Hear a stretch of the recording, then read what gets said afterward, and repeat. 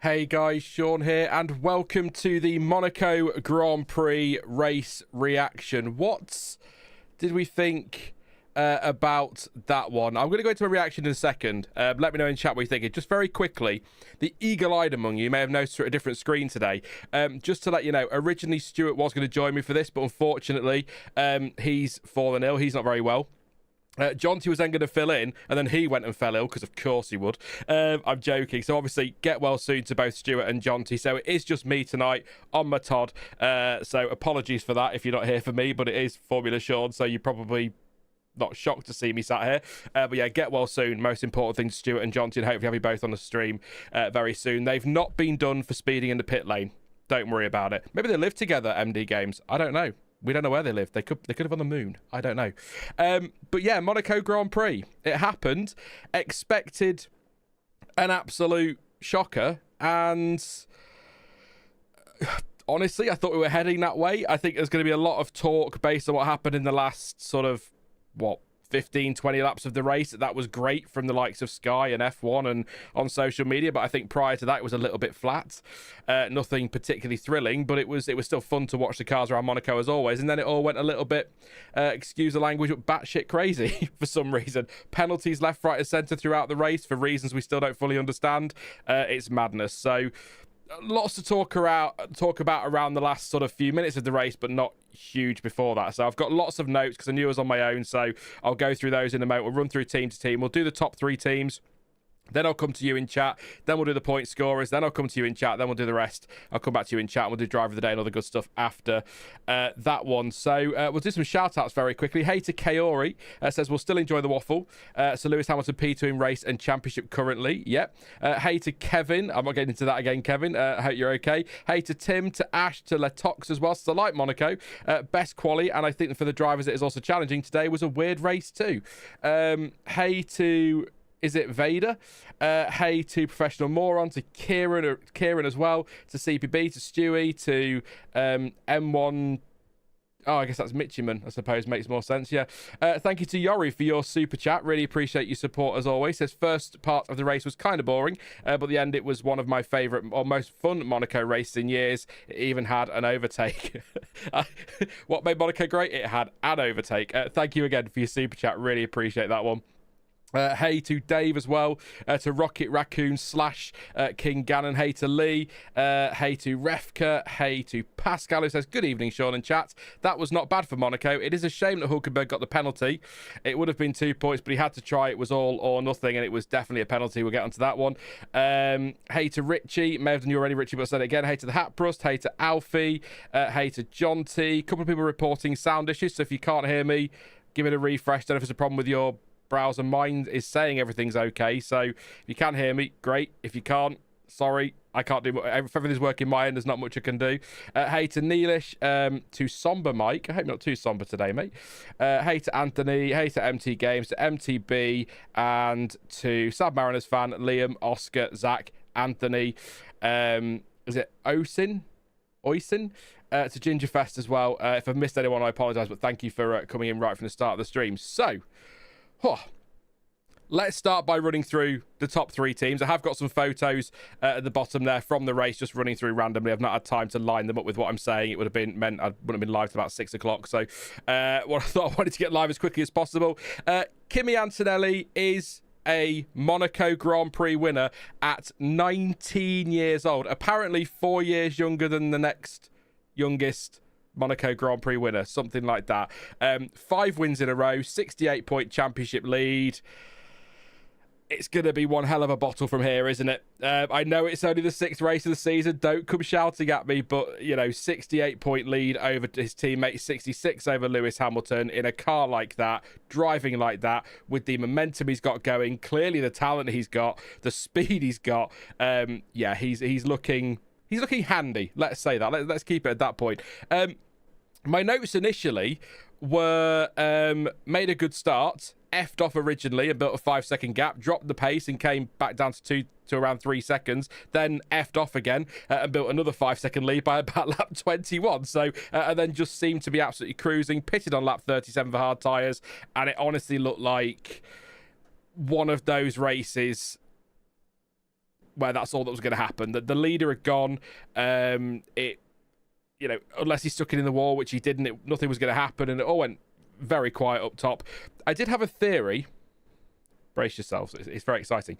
I do wonder, because this was quite an unconventional Monaco Grand Prix in the early phases compared to what we're used to. We're so used to seeing drivers like we saw last year with Lando Norris.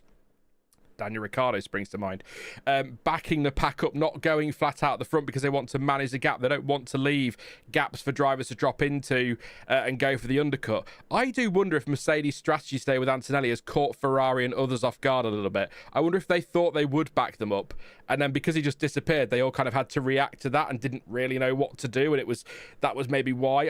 Or it was just the fact he had so much pace that nobody was ever going to get anywhere near him. I mean, where was he in the end? He was 6.2 seconds clear after 9 laps of racing tops after the restart. I mean, unbelievable. So yeah, I do wonder if there's something in that, but it could just be that Kimi just had the pace and wanted to win it comfortably. I did have a few concerns over maybe trying to build too much of a gap and pushing too hard. We might have a Senna situation in Monaco, but not quite today. There was a little moment. Lap 57 reported an issue with the engine up the hill, but that was a D-rate issue apparently, or a D-rate moment. Nothing to worry about. Bring it home, he was told after his 14.9 fastest lap.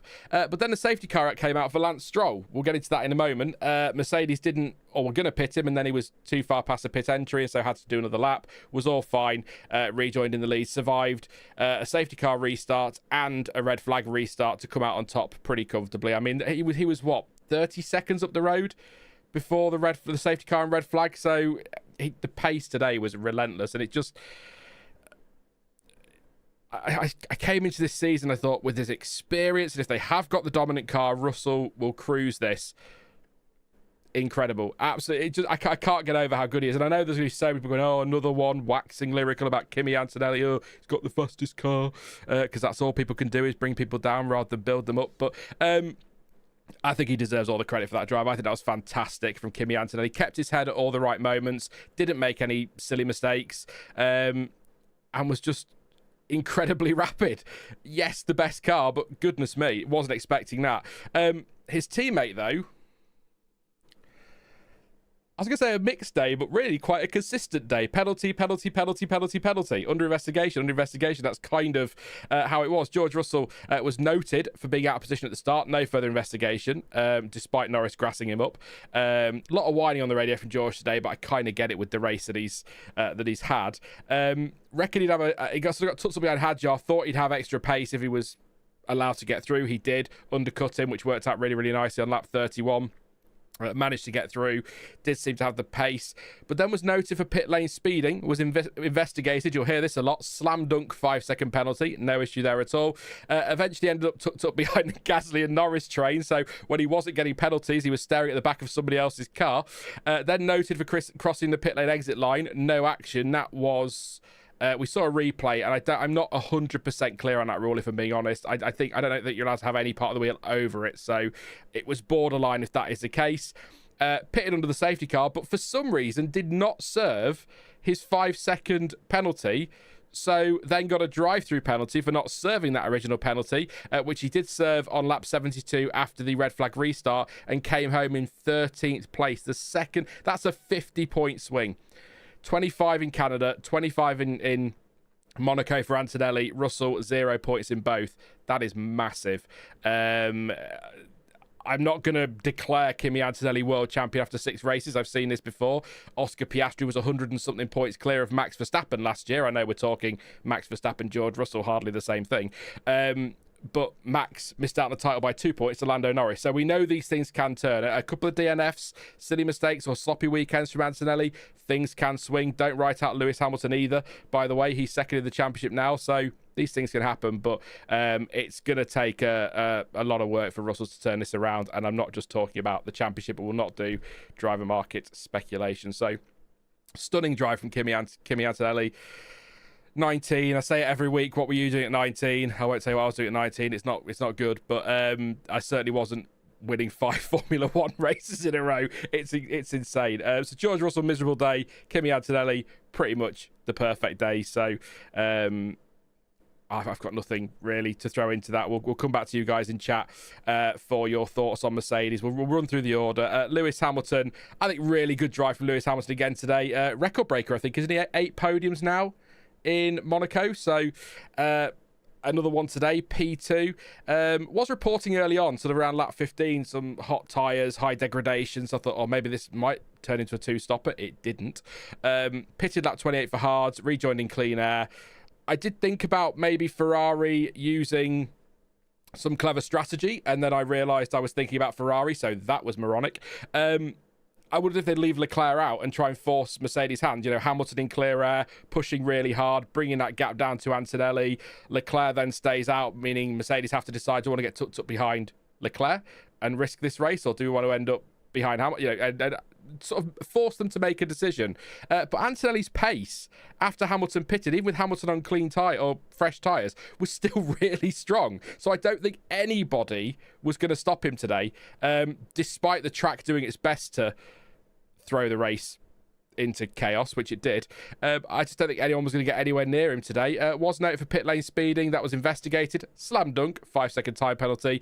Pitted under safety car and served that penalty, and no further action on a safety car infringement late on for Lewis. So really good drive. I can't really fault him. It's difficult to say too much on his drive because he started P3, got ahead of Verstappen at the start after Verstappen's problems. That then put him P2. No one was getting near Antonelli. So for me, Lewis Hamilton maximised his result today, and that is great from Ferrari and for him as well. So I just think a very, very strong drive from him. And it's nice to see him happy with that car. And as a Ferrari fan, it would just be lovely if Charles Leclerc could be happy with the car too, because I think there is potential there. Probably not for this year now, but maybe for next year. And once they've got the ADUO and all of that, they can maybe, catch Mercedes a bit. But I think Lewis Hamilton said in the cool-down room today that the rear of that Mercedes was impressive or incredible or something like that. So I think that car, we know, is just very good. He did say they need more downforce as well. So it's not all to do with the power unit for Ferrari, but I think Mercedes have just aced the regulations. I know the question marks and the asterisks and all that stuff, but that people are going to throw at me. But I think they've just aced the regulations. So I think maximum result today for Hamilton. Charles Leclerc,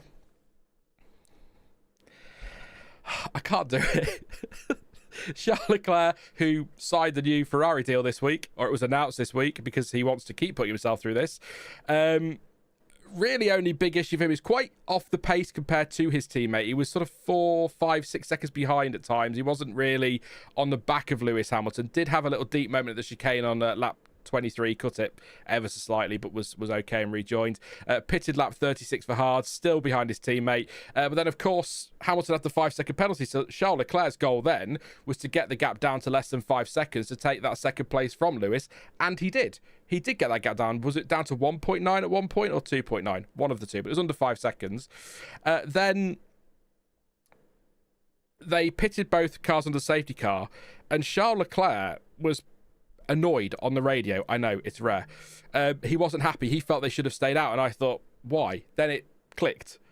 If he stays out, he jumps Lewis Hamilton in the pit lane, meaning he's got P2, whereas if he pits, Lewis is going to serve his penalty, meaning Leclerc will rejoin behind Hamilton because Hamilton's pitted first, and Leclerc ends up with what he hoped or thought might be P3. So I actually understand, and I agree with him, you know, from his side of the garage, from a team point of view, and maybe this is what Ferrari were thinking, they probably did the right thing. From a Leclerc side of the garage point of view, it made way more sense to leave him out and get ahead of Lewis Hamilton, because Hamilton then will have served his penalty and Leclerc is still P2. So I get his frustration. As it turns out, didn't really matter. He hit the wall at the final corner like Lance Stroll. He got onto the new bit of asphalt that's there, and that sort of started to be chipped away at, and it was sort of breaking apart. And he's run over what we thought were marbles, but looked to be, according to Anthony Davis's analysis during the red flag, looked to be bits of the surface stuck on his tyre. And then he's locked up and gone bang, straight into the wall, or gone straight into the wall with no grip, no nothing. And out of the race, which brought out the safety car and then eventually the red flag, because they had to track investigation to carry out track repairs, which turned out to be sweep up the mess. FIA things. But what's interesting is that Charles Leclerc said in an interview in the Pen that it was the brakes, according to the data, and although the track surface didn't help, it was the brakes. So he is pretty adamant that while the track has not made that situation any easier for him, it is actually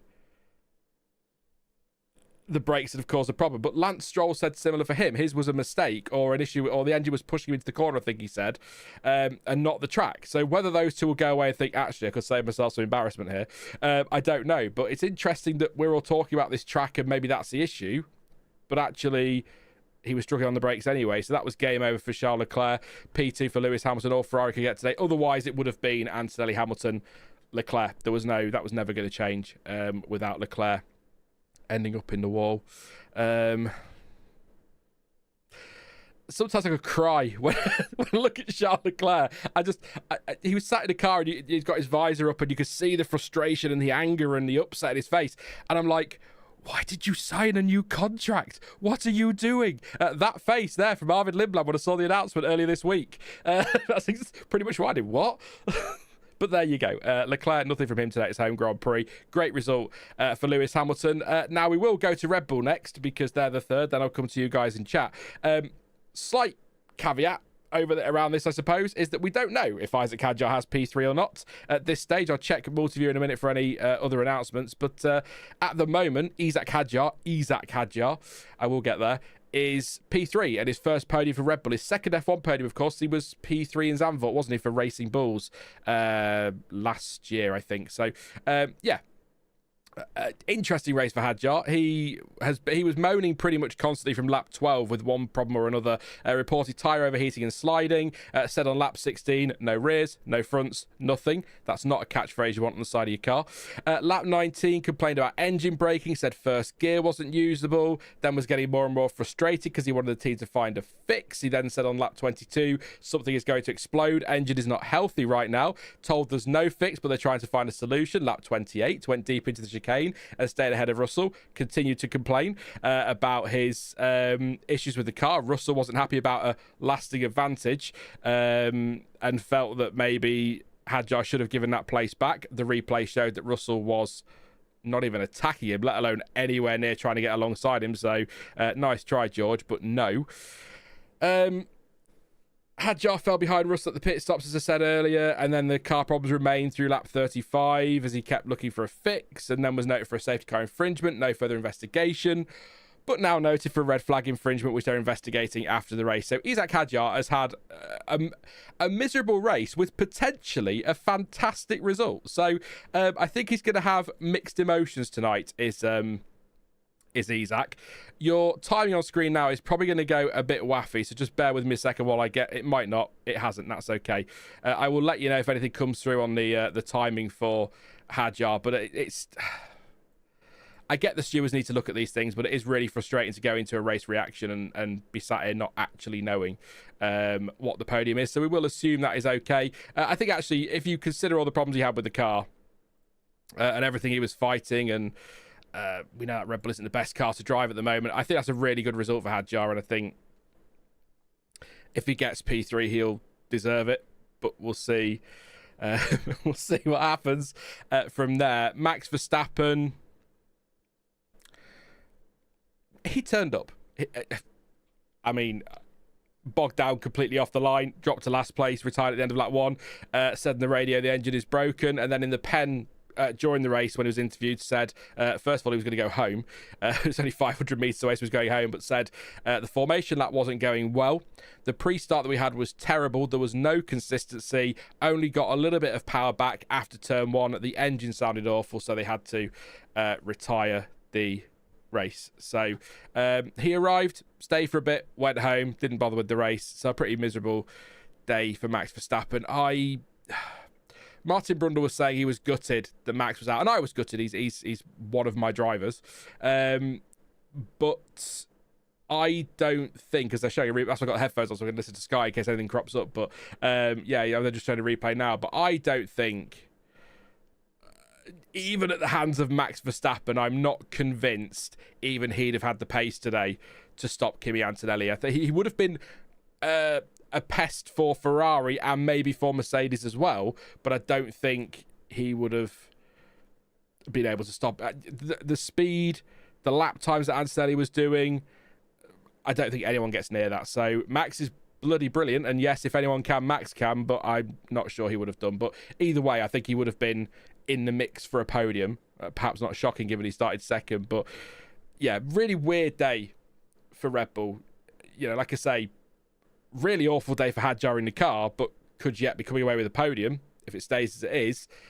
Max Verstappen, just miserable day, but real positives to take away from yesterday. Next weekend at the Barcelona-Catalunya Grand Prix, I need to keep saying that. That's going to be interesting to see if Red Bull did take a step this weekend or whether the car just suited Monaco or Monaco suited the car more, because next week's a completely different track. It's high speed, fast-flowing corners.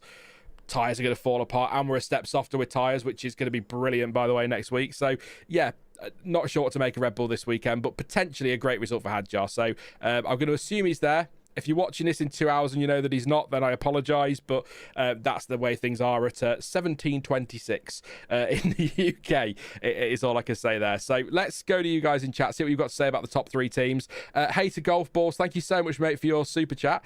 Says Charles Leclerc, look at me, I am the Stroll now. There you go. Thank you, mate, for your support as always. You're a member as well, so thank you for your continued support, I should say. So thank you very much. Haprus says that Lewis complaining about his tyres. He's back, baby. There you go. Hey, Annette, by the way. Hope you are well. Good to see you again. Jonty says, fun stat from today. Kimi's fastest race lap would have put him 11th on the grid. It's about right for Monaco, though, isn't it? Not a great surprise. Annette says that we have to stop picking Charles for the win. That was his problem. Yeah, it's just me. I curse him all the time. Hater Baltry Votas, who says, nice to see you on your new channel, Sean. Good to see you too, mate. Hope you are well and having a good one. Great name. I probably should go to your channel and check who you actually are, because I've got your at and not your... well, that's Kaori. That's no use to me. I'll come and have a look in a bit. But yeah, this weekend feels like the perfect follow-up to Leclerc re-signing with Ferrari. Lewis is consistent, says Anthony. Charles has higher highs and lower lows. Probably, yeah. I'd have to go back and properly look at things over the last few years to be able to say that for sure. But yeah, you might be on something. Nothing will ever convince me Charles doesn't enjoy the pain, says Zach. Jamie says there has to be some insane performance clauses in that contract for it to be that long. I mean, yeah, but it wouldn't be hard to break those, to trigger those clauses, would it, the way they can be. Anthony also says Hadjar was way too whiny about the power. Ricardo did it with less. I think Hadjar was getting frustrated because he was asking for a solution and the team were like, well, the team were effectively saying we're checking. And I think that was a lot of, if you're a driver and you need an answer to a problem and your team are just sort of like, we're looking into it, you want an answer. So I think that's where it goes. Neelish says if Hadjar gets a 5 or 10 second penalty, ends up P6 or P8 respectively. Yes, it's still points for Hadjar today. But just to confirm, if Hadjar gets a penalty, where are we? I've got the gaps here. So Piastri would move up to third and get a podium. Lawson would move up to fourth if it's 5 seconds. Lindblad, I think Hadjar ends up fifth, not sixth, because Lindblad is a little bit. It depends on the penalty again, but 5 seconds. I think he ends up fifth. Lindblad's a little bit too far back. 2.4 plus 2.2 plus an 8/10. Yeah, it's close. It's close, but I think he ends up fifth. Yeah, so he's going to drop, but it depends where he ends up. But yeah, I mean, Piastri would take the podium is my point in that moment. There was a point there. I thought we were looking at a Liam Lawson podium, which would have been absolutely fantastic. I said that, yeah, about him going home. We'll get to McLaren in a second. All of the people that got pit lane speeding penalties all went 0.1 kilometres over, says Reese. Thank you, Reese. I'll have a look at I'll try remember to do that when we talk about that in a bit. I will go and have a look at the FIA documents and we can see what's actually said in there, but appreciate you shouting. So if I forget later, Reese has said. He's given us the information, so thank you, mate. I hope Max can give Kimi a fight, says Anthony. I hope somebody can take this the fight to Kimi this year. Otherwise... It's not really boring because there's plenty going on, but the title fight isn't going to be a thriller, is it? He could have this wrapped up by Wednesday. George wanted everyone's race to be ruined because his was. Tiny Hanny says, is it me or did George just slow down at the second start and cause the chaos behind? So he did, actually. That's I meant to put that in my notes. He backed up and I saw some people like, why is he doing that? But it made sense. He needed to build the biggest gap he possibly could before his drive-through. And if he's tucked up behind Hamilton, he can't go any quicker. So he was backing the field up so that he could have a gap to Hamilton so he could drive into that at speed to try and build the biggest gap he could. As it turns out, didn't really make a difference. But you're right, that probably did trigger some of the chaos behind. So it's all part of the fun and games in Monaco, though. So I was going to say maybe the FIA will look at that, but I don't think they will because it's part of the fun in Monaco. Anything else in there that people about McLaren? We'll get to them in just a moment. Kaori, I think, made a point earlier that I'm not going to be able to find now. Hadjar Loki, driver of the day for managing that car, says Kaori. It wasn't that one, though. And Green Line Antique says, maybe it's the cars after all. We'll have more tracks with gravel traps on the European tracks. So we'll see if the cars still lock whenever they come into contact with the gravel. Good point. Actually, keep an eye on that particularly. Someone like Zandvoort, that's going to be interesting, isn't it, actually? So keep an eye on that one. And Stu was worried that Hadjar was going to break down before the end. Anyone got a word on Kimi other than, wow, that kid's got talent? Otherwise, we'll leave it at that. We'll roll on to the point scoring teams, who are McLaren, Racing Bulls, Alpine, Williams, Haas, and provisionally Cadillac. Yes, really. We'll get to them in a moment. So, Oscar Piastri, provisionally P4, could yet end up P3. Not many notes on Oscar. I've got steady race, bit lonely, noted for speeding in the pit lane, investigated, slam dunk, 5-second time penalty, pitted under the safety car. Then it all kicked off elsewhere. So I ran out of things for. But I think that sums up Piastri's race. Steady, bit lonely, good drive, ends up P4, could yet be a podium. I think great stuff from Piastri today. I think McLaren in general really didn't seem to have the pace this weekend. So if they come away from this with a podium for whatever reason that podium arrives, penalty or whatever, I think they'll be very, very happy with that. They're not going to be happy with the fact Norris retired, but they'll be happy to come away with a podium given where they were yesterday. So Piastri was having one of those their races, but I guess in Monaco, sometimes 22 or 20 cars will start and 20 will finish. This year 22 and 22 might finish, for example, but then you have a race like this where there's chaos. So really, if you haven't got the pace to challenge the likes of Hadjar and Russell and those ahead of you, then just keep it clean, keep it out the wall, don't do anything stupid, just pit when you need to pit, hope the stops go well, get out there, deliver the lap times you need to, and then hope that something happens. And maybe that's what Piastri did today, and it may yet pay off. But even P4 I think is a really decent result. So I think could have been conserving Anthony. It's a fair point, looking after tyres and things, but I think a really decent drive from Piastri, if not spectacular. Lando, well, I mean, there was a moment at turn 1 with the two McLarens. I've written it here. Norris was squeezed out a little bit by Piastri at turn 1, but that's because Norris went to the outside of Sandevot and Piastri's just sort of not running out of road because there's no road to run out of. There's just a wall there, but you know what I mean. He's just put the squeeze on a bit. Norris then had to back out of it, understandably. Risky move, not worked. Gasly then breezed through, and that kind of destroyed Norris's race anyway. Lap 34 said, do you see the problem with the PU? Engineer said, yes, we do. He then said, similar actually to Hadjar, keeping it nice and simple. No power, no battery, nothing. Started dropping off the back of Gasly a bit, but then kind of found some pace again. So I thought maybe a quick Control-Alt-Delete had fixed something. But Zach Brown said on the pit wall the issue wasn't resolved. And as we know, it wasn't resolved because he slowed down on lap 45, I think it was, and then boxed to retire the car and game over with more problems for Lando Norris. But there was a moment which I found interesting, and actually I kind of called when watching live. I was like, why don't McLaren just do that? They told Norris to hold Russell up to help Piastri. Now, that was on lap 42, and Piastri was running P4 and had a 12-second gap to his teammate and pretty much to George Russell. 2 laps later, having got the gap up to 14 seconds, was told to go back to normal pace. I'm not quite sure, particularly given Norris's issues, why they didn't just keep that going.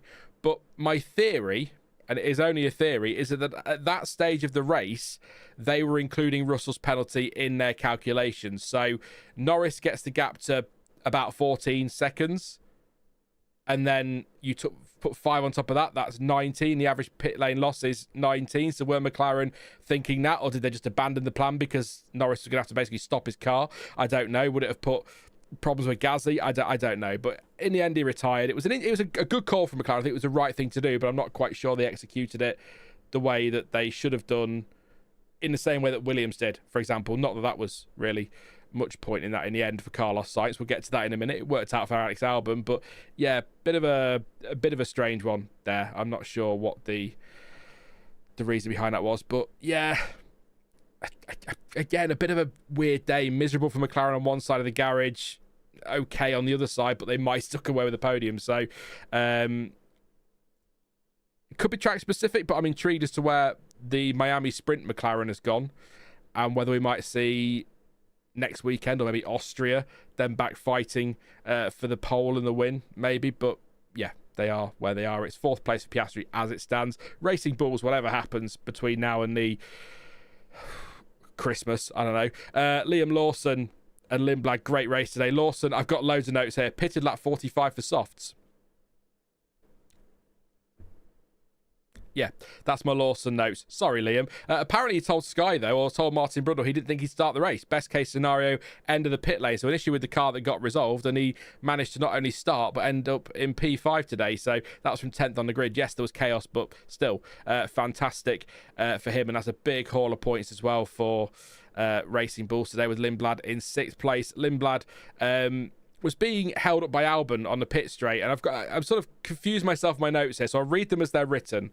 Thought it was a great opportunistic breeze past Albon on the pit straight, although yet to stop. Although it may well have been Albon letting him through after the Williams cut the chicane, but actually Albon got a bad exit for the final corner, and it did turn out to be an actual overtake. And of course, Lindblad pitted then under was it red flag or safety car? One of the two, if not both. The trouble is on Multiview, I've got the pit stops, but because they went through the pits because of the safety car to avoid the last corner, we've got, for example, Gabriel Bortoleto on a 7-stop strategy, but he wasn't on a 7-stop strategy, so it's a bit confusing. But somewhere around there, he pitted, so he definitely changed under red flag. Everyone will have done, but really good drive from Lindblad, and that's the gamble, the Monaco gamble.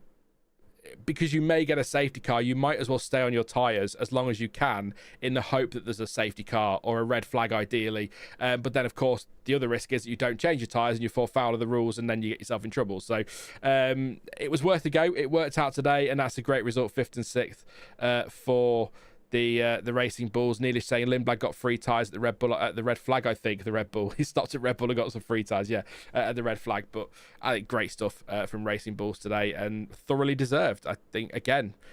I guess I'm going to say it, and I hate the expression full stop, but you've got to be in it to win it. And they were in it, and they didn't win it, but they won some pretty big points. So, in fact, what has that done for them championship-wise? There's a question for you. Let's have a quick peek, actually, at what that's done for Racing Bulls. It puts them on a whopping 39 points, actually 18 points today, puts them on 39. They stay 6th, but that's a really, really good result for them. So well done to Racing Bulls. Again, thoroughly deserved, I think. I'm sure some will be annoyed at the whole changing tyres under red flags, but them's the rules, and yeah. Next up, Pierre Gasly. Probably, especially if all that pit lane speeding things turns out to be an issue or a glitch, Pierre Gasly is going to be pretty pissed off tonight. Crossed the line P3 in Monaco. Jumped Norris on the run up the hill after Norris had backed out of it, of course, because of that close to contact with Oscar Piastri. Did a good job to hold him off. Yes, I know it's Monaco, but still, you've got to get it done. Noted for speeding in the pit lane. Investigated. Slam dunk. 5-second time penalty. Noted again for pit lane speeding. Another 5-second penalty. So he got 10 seconds slapped on his lap time, his race time at the end. Ends up down in 7th place, having crossed the line in P3. So I think he's going to be pretty annoyed at that. But yeah, I feel for him, But if he was genuinely pit lane speeding, then it's deserved that he got the penalties. But there's a big question mark over that. Now, Zach Brown did say that Oscar Piastri's penalty was justified because their data said he was speeding in the pit lane. There's something that was said in the cool-down room that I didn't catch, but was sort of relayed to everybody through Sky via Martin Brundle, who said that there was something about cutting too tight into the pit entry that could have been causing the issues. So whether that's they're not hitting the right sensor, so that then defaults to a drive-through or a 5-second penalty, or whether they were going to, I don't know what the reason was for it, but they were discussing it in the cool-down room apparently. It may be something that they're all justified penalties, but it's a bit of a weird F1 style thing that just happened to go wrong, or there was something wrong with the pit lane speed sensor thing, because I agree with what Crofty and Martin Brundle said. There were too many drivers getting these warnings and penalties, or getting the penalties in the end, for that to have just been all F1 drivers became morons for one afternoon. You know, that something wasn't quite right, or it feels like something wasn't right. I can't say that for sure. I haven't got all the information, but we'll see if the FIA address that. But if they do address it and say, hey, look, you know, it was a mistake, these penalties shouldn't have stood, it's tough, the penalties have to stand, there's nothing you can do then, but you're not going to be taking much comfort from that if you're Gazzy, are you? So Zach says it shortens the average time spent in the pit lane, so the sensor believes you must have been speeding a bit like in some ways an average speed camera, not really, but yeah. So I'll have a look at some documents when we've got through the order. I like to do the run through quickly. I'll say quickly, it'll take an hour. We'll get through the order, and then I'll come back and we'll have a look at the FIA documents and read through it all then, because I think there's been enough penalties now to give those their whole own section in the race reaction. So Colapinto, lap 32, little tap with the rear wheel on the barrier of exit of turn 1. Thought that was it for him, but then brace yourself, he pitted on lap 37 for hards. He was noted for pit lane speeding, investigated, slam dunk, 5-second time penalty. Just after the restart as well at the hairpin, Hülkenberg hit Sainz, more on that in a moment. So Sainz was in a mess. Colapinto then tried to move up the inside of Portier on the Williams and then hit the Williams, which put Carlos Sainz into another spin. I don't know if Colapinto got a penalty for that. It's not a disaster because he was 15th in the end. There's nothing on this timing screen for Colapinto. There's the Hülkenberg penalty. Do we know, chat, if Colapinto got a penalty? Let me know while I finish my... He got investigated. That must have been a penalty, surely. But either way, Colapinto and go penalty, yeah. But either way, bit of a quiet race until that point for Colapinto. Didn't have the pace. I say the pace, didn't have the pace to challenge those ahead, but also it's Monaco, you can't overtake if you have the pace. So just sort of plodding along a bit like Piastri. Piastri's worked out a bit better, and then it got a bit sloppy for him at the end there. So a bit of a disappointing end to what's been a really good few races for Colapinto, I think. He did get a penalty, so yes, Colapinto did get a penalty. So there we go, that confirms that. So yeah, that's sorted. So 5 seconds for Colapinto. So 5 seconds for Colapinto pit lane speeding. So didn't he get anything for Sainz then? We'll go and have a look at the documents in a bit, but question mark over that. Neelish makes a good point. No, Sainz was already damaged and limping, so will they put that down as a racing incident? There is nothing on the FIA feed. The last thing I have penalty-wise was Hülkenberg, so I feel like Colapinto's would have followed that if he got one, but they might want to talk to the drivers, so I'll check in a bit, like I say. Williams, 8th place for Albon. Really cracking result, actually. Again, given where that car is. But it could have been so much more if it wasn't for Carlos Sainz getting walloped by Hülkenberg and then again by Colapinto as the Racing Bull lads turn up to talk to Sky after their fantastic result today and their cooling vests and not much else, I'll say that. So yeah, but Alex Albon prior to that, I think was driving really nicely anyway. Pitted lap 44 from P10 for softs. Really good first stint. Then was told to let his teammate through to do the whole backing up the pack thing. to try and help Sainz get a gap so he would come out in front of them and they get a double points finish. Albon was questioning that on the radio, and I think he was justified in questioning that based on the information he had, which was that he was P10.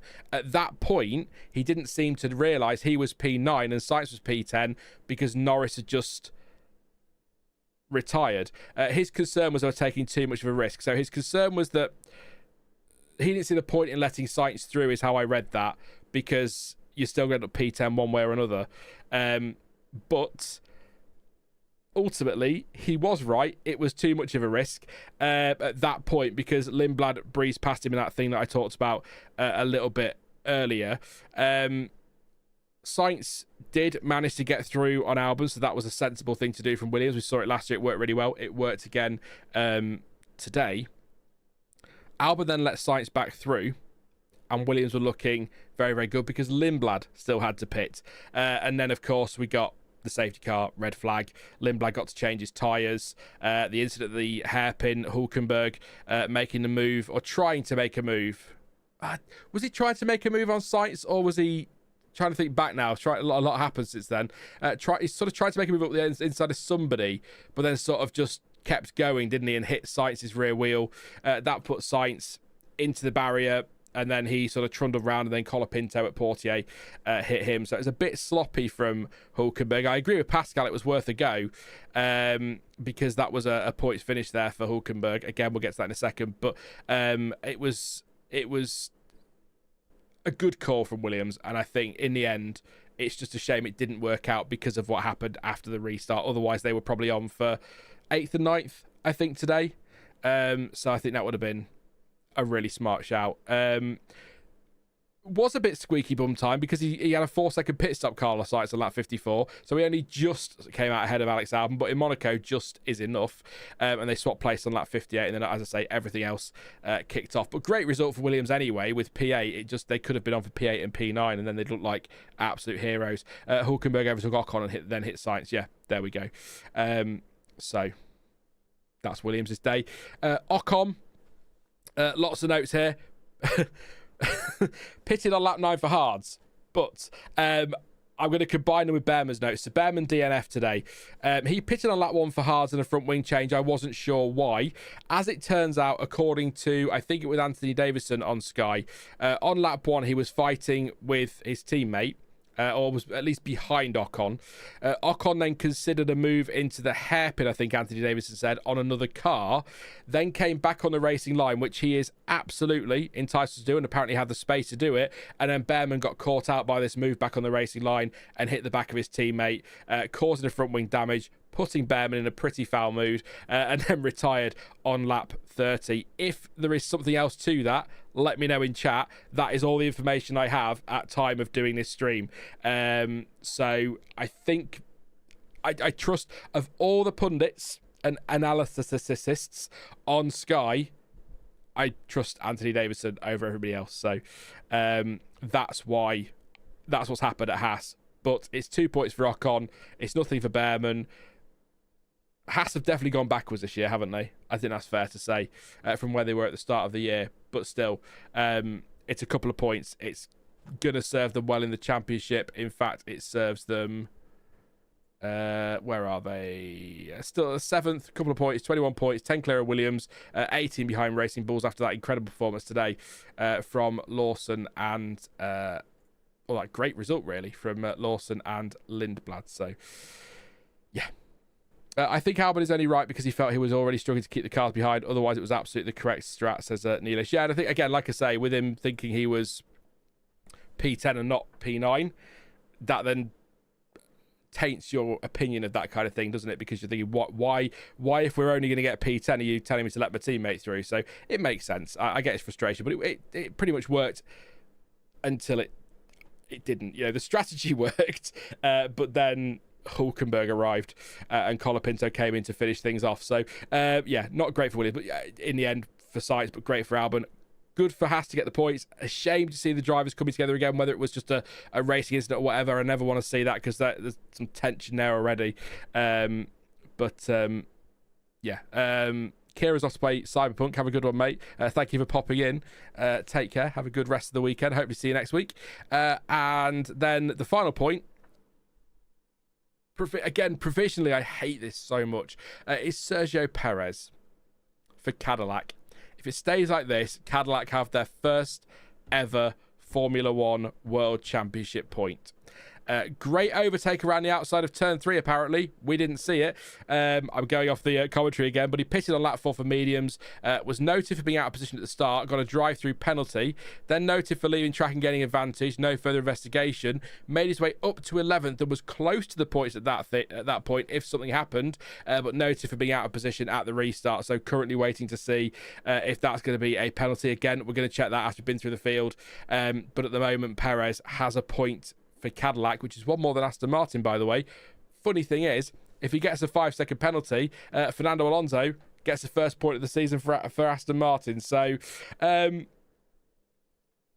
want Checo to get that. I want Cadillac to get their first point. But if he loses that, as much of a shame as that will be, it's still a happy point for Fernando Alonso. So it's kind of a not a win-win for the teams, but a win-win if you like, happy stories, It'd be good for Aston. So, but good drive from Perez. Back to what I said earlier about Piastri and others as well. If you've not got the pace or you can't overtake, the next best thing to do is just to make sure you bring the car home and then you capitalise on any chaos ahead.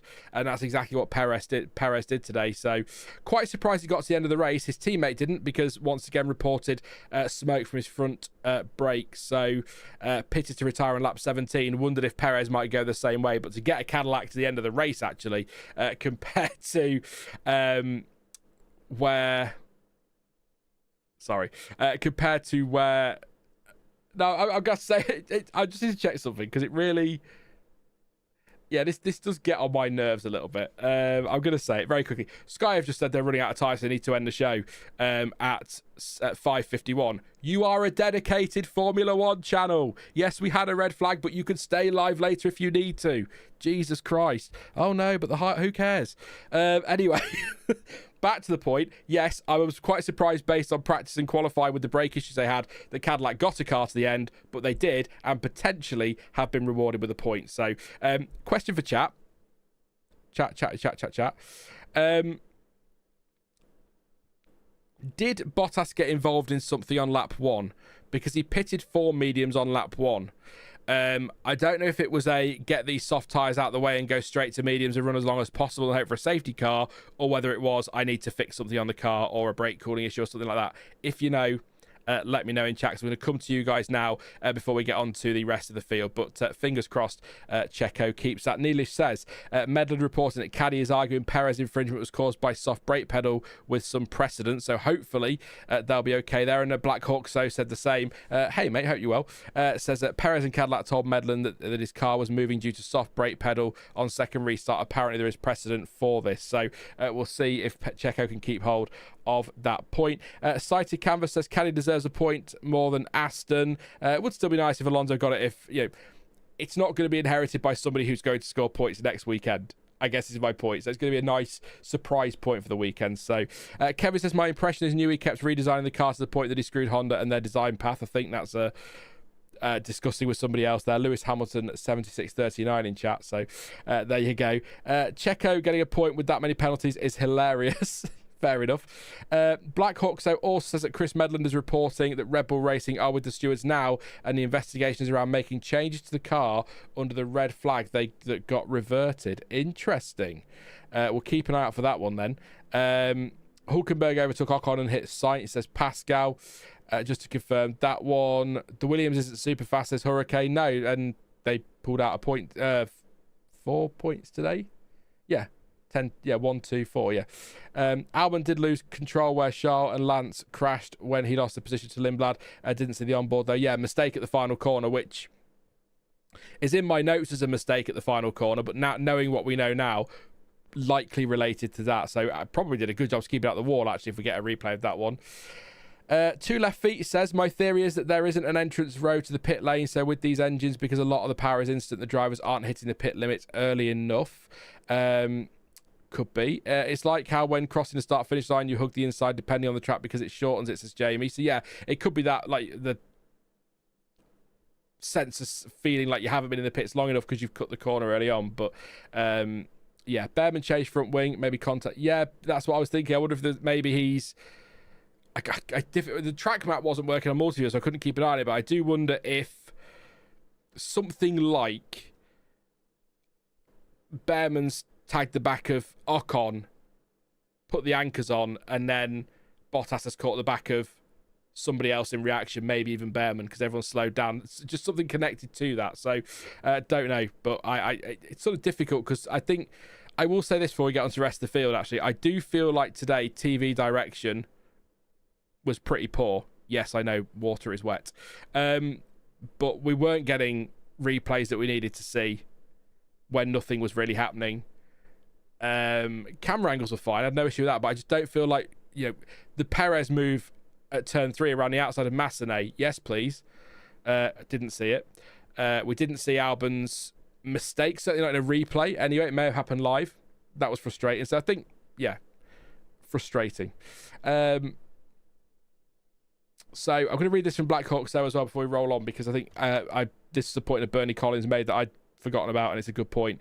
Bernie talked through the pit lane speed thing, that there is an average speed check between two markers on the pit lane, and cutting the corner can give a higher reading. So it sounds like it's probably what this is possibly going to go down as is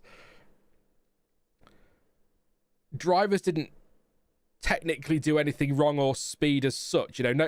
Nobody's powering through the pit lane at 100 miles an hour, but there might be, because they were cutting the corner, it's going to have triggered something, and that is still going to be a penalty, but they weren't actually... There were no safety issues there, is what I'm saying, I suppose. But drone shots were cool, Anthony. I loved those. Felt like watching... Do you remember the old... we'll move on a second. Was it Grand Prix Manager 2? That kind of management game where you're top down, and... Oh, what a game that is. There's also a credible theory that the addition of the Cadillac garage meant the pit lane had to be adjusted slightly, but that the drivers will still mostly took their original line out of the pit lane, possibly. And from the driver cam, Bottas had a clean first lap and then directly into the pit. So it must have been, that's from Hat Rust, must have been a strategy call from Cadillac there with Bottas, which makes sense. I was just surprised he didn't go for the hard tyre and then continued on. But let's get on with the rest of the field. Then we're going to do penalty check, driver of the day, and then we'll just sit and chat for half an hour, 45 minutes or so, taking questions, and you can pull me up on anything that I've missed. As always, this is a reaction, not a review. I'm gonna miss things, so don't get mad at me later when you go, well, what about you missed Charles Leclerc getting out of the car and punching Isack Hadjar? That I didn't see that. So we're reacting to the race, not reviewing it. So I do my best.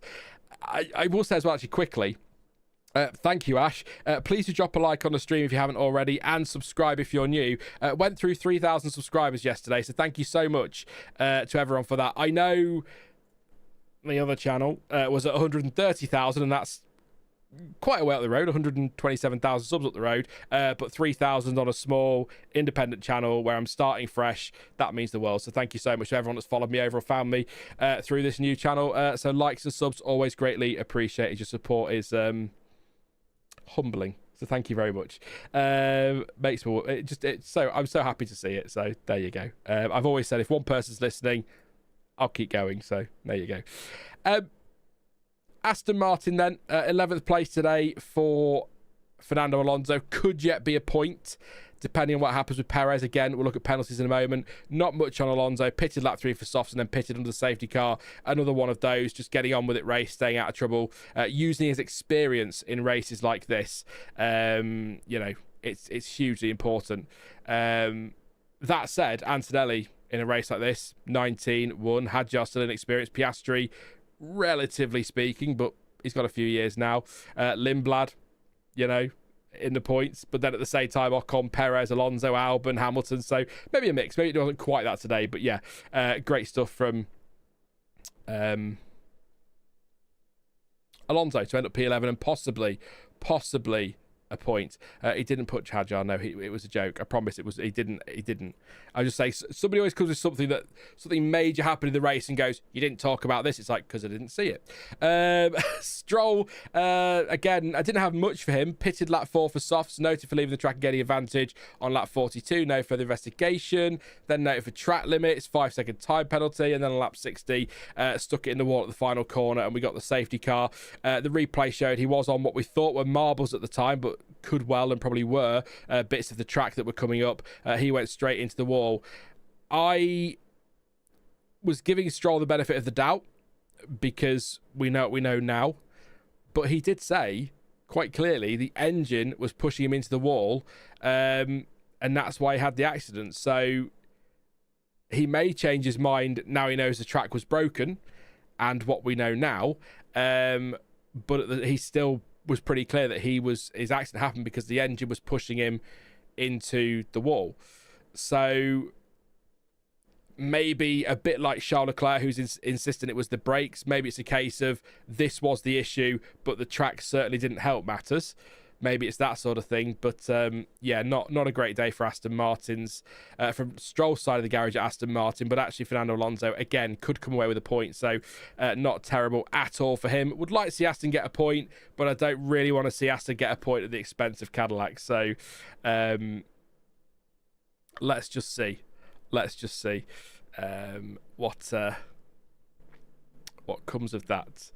A few people commenting on the engine pushing him into the wall thing. We'll not read them. If you're watching later, you can catch that in the chat replay. And last team today, I believe. Yes, it is indeed. Christ. We're there quickly, aren't we, really? Audi, Bortoleto 12th, Hülkenberg 14th. Bortoleto, on paper, good to recover pit lane to P12, but a lot of retirements. But again, kept himself out of trouble. Pitted lap 1 for hards, and that's all I've got for Gabriel Bortoleto. But again, stayed out of trouble, kept it clean, got the car home. Could have been points if things had happened ahead, or a few more things had happened ahead. Not going to be now. He might yet end up 11th if Perez gets a 5-second penalty. That'll be enough to put him 11th, so that'll be all right for Bortoleto, but no points. So, you know, pit lane to 11th in Monaco with no context is great. Put the context in, it's fine. He kept himself out of trouble. Hülkenberg was kind of heading the same way, actually, as Bortoleto. No drama. Pitted lap 12 for hards, pitted on the safety car. Looked like he was heading for points. Did actually cross the line in points paying position, but then got a 10-second penalty for hitting Sainz into that spin that I spoke about earlier at the restart, and ended up P14. So it does feel like a weekend of missed opportunities. I know Bortoleto had issues on the reconnaissance laps at the start, so he couldn't get out of the pit exit. He was stuck there on pit exit and had to be taken back to the pit lane. That's where he started. So that, you know, obviously an issue there, so no blame at all. So yeah, but I feel like Audi could, I think should be harsh, but I think could have come away with a points finish today had it not been for, in fact, would have come away. No, they would have come away with a points finish had it not been for Hülkenberg making that mistake at the hairpin. I agree with Pascal. It's worth going for in Monaco. You've got to try, but it didn't work. Another day he looks like a hero there. It just didn't work on this occasion. So, yeah. Letox says, I still think Hülkenberg's penalty was wrong. He had no place to go at the hairpin. Even if that's the case, I think the fact he hit Sainz and basically ended Sainz's race, I think that justifies the penalty for me. I get what you're saying. And if we start penalising every move in Monaco, there'll be even fewer than the ones we actually do have. But I think enough damage was done to Sainz for that to be a penalty for Hülkenberg. So 10 might... Oh, no, he's taken some out of the race. So no, 10 would be consistent, wouldn't it? But yeah. Golf Ball says Monaco is so boring, even the track wants to leave. Thank you very much, mate, for another super chat there. I really appreciate that. But yeah, the track was certainly trying to break away, wasn't it, in the end? Yeah, exactly, Kerry. He caused the collision. Whether it wasn't deliberate. He's not gone in there to deliberately hit Sainz, but he's still the one that's caused the collision. So I think the penalty is still justified. But I get what you're getting at, but I don't necessarily agree on that one. So Max watched the end of the race on the TV at home. I bet he did, with a beer probably. He didn't cause the collision, said Ash. He had one. Yeah, but in the regulations that they don't. He caused a collision. That's what it was down as, wasn't it? So I think, was it? I'll just double check. But yeah, causing a collision. Yeah, so he is the cause of that collision. So yeah, but it doesn't matter anyway. He's P14. The penalty's justified it either way. So there we go. Let's. I'll take some of your comments quickly on. Have you got anything to say about Aston and Audi? Really? Is there much? No disrespect to the teams, but they didn't score. They might at Aston. Audi missed opportunity is kind of all I've got really to say. But while you get any comments you might have on Aston and Audi in, I would just go and load up the FIA docket. This is my favourite page in the world, I promise. Oh, it's so amazing. Oh, good God, there's hundreds of them. We're up to, not quite hundreds, we're up to 81 documents. So, alleged race suspension infringement. So we have to open that one for Isack Hadjar. I think the Isack Hadjar one is the one we're really looking at the minute, isn't it? So, during the suspension of the race, mechanics of the Oracle Red Bull Racing team were working on car number 6, Hadjar, performing operations not permitted by, I ain't reading the article, but it's article B5.14.4.A. At 16:55. When queried about their works, they stopped working and reversed the car to its previous state without replacing any parts. I am referring this matter to the stewards for their consideration. So it'll be interesting to see what, if anything, comes of that, because they've started doing something, then reverted it, but not actually changed anything. So whether that might be a slap on the wrist, maybe, I don't know. And then we know about the Sergio Perez one, alleged breach of B5.11.1 starting procedure out of position, but Chris Medland saying that a soft brake pedal is what Cadillac are blaming that on. So we will wait to see if anything comes through. What else did we want to check? That was Perez and Hadjar. They're the big two, really, aren't they, with regards to the race results? So we'll keep an eye out for those. If you want me to check on anybody else, I will do, but I don't think there's anything there. Stroll exceeding track limits, that was an infringement. No actual decisions. Well, I say that. I mean, it says alleged red flag infringement for car 6, but then it says alleged race suspension infringement. So they're the same thing, but worded differently, aren't they, I suppose? In fact, let's just open up and double check. I'm just downloading PDFs everywhere now. This will be fun, isn't it? Yeah. So I assume they're 14.4. Yeah, sorry. It's all very confusing. But yeah, we'll see what happens. I'll keep that open now. While we're doing Driver of the Day, Q&A and all of that business, and hopefully we'll get, if we could just get the podium finalised, that would be absolutely great. Yeah, we are checking, so okay, that's where we're at the moment. But yeah. I'll not do it with the ad noise. Jamie's got something. They were there in spirit. There we go. Aston found out their chassis is as bad as their engine. Good. That's a good point. That is a good point there from Anthony. I saw a lot of that yesterday. A lot of us have been pointing the finger at Honda. They've pointed the finger at Honda and themselves as well, to be fair. But, you know, a lot of finger pointing going on. Pointing, not painting. A lot of finger pointing going on. And we all sort of assumed, well, it's an Adrian Newey chassis, it'll be fine. Surely it must be the engine. Engine matters here because you can't Fred Flintstone your way around, but it's not as critical. And Aston Martin was still pretty diabolical, but could yet get a point. It's one of those bizarre days. All to say, they're both F1 teams. That's about it, says Dave.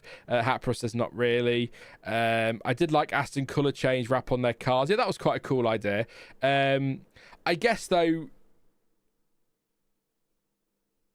I guess so, when your car is that bad, you could afford the extra weight on the car to do something like that. If they'd have been fighting for the championship, would they have put that extra weight on? I doubt it. But yeah.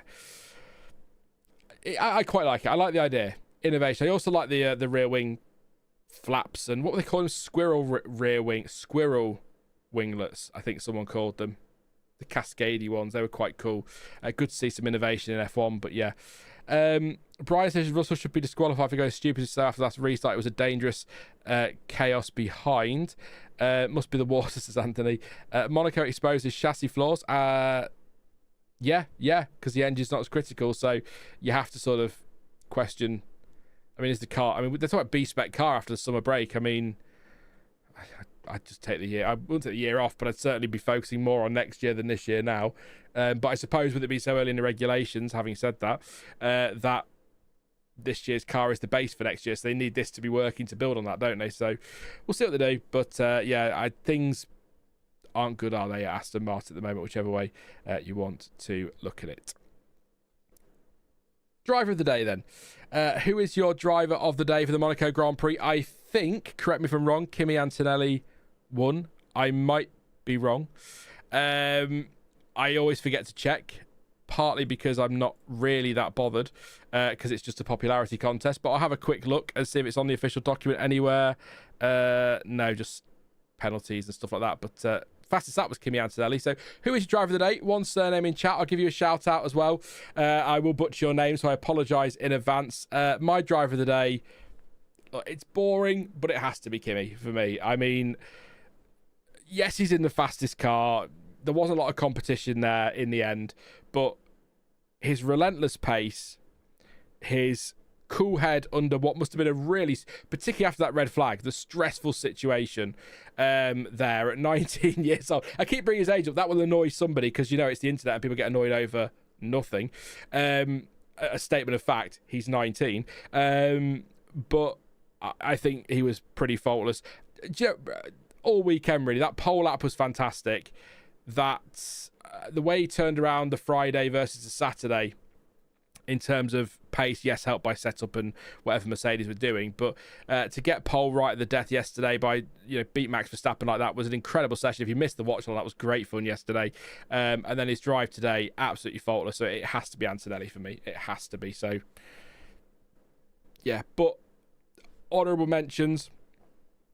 I've got to give Lewis Hamilton a nod for P2 today, maximising the result. Didn't put a foot wrong apart from pit lane speeding, but I'm not going to give driver of the day to someone who got a penalty. Again, same with Hadjar. Got to give a nod to him. You could argue Piastri, I suppose. He did nothing wrong, but then didn't he get a penalty as well?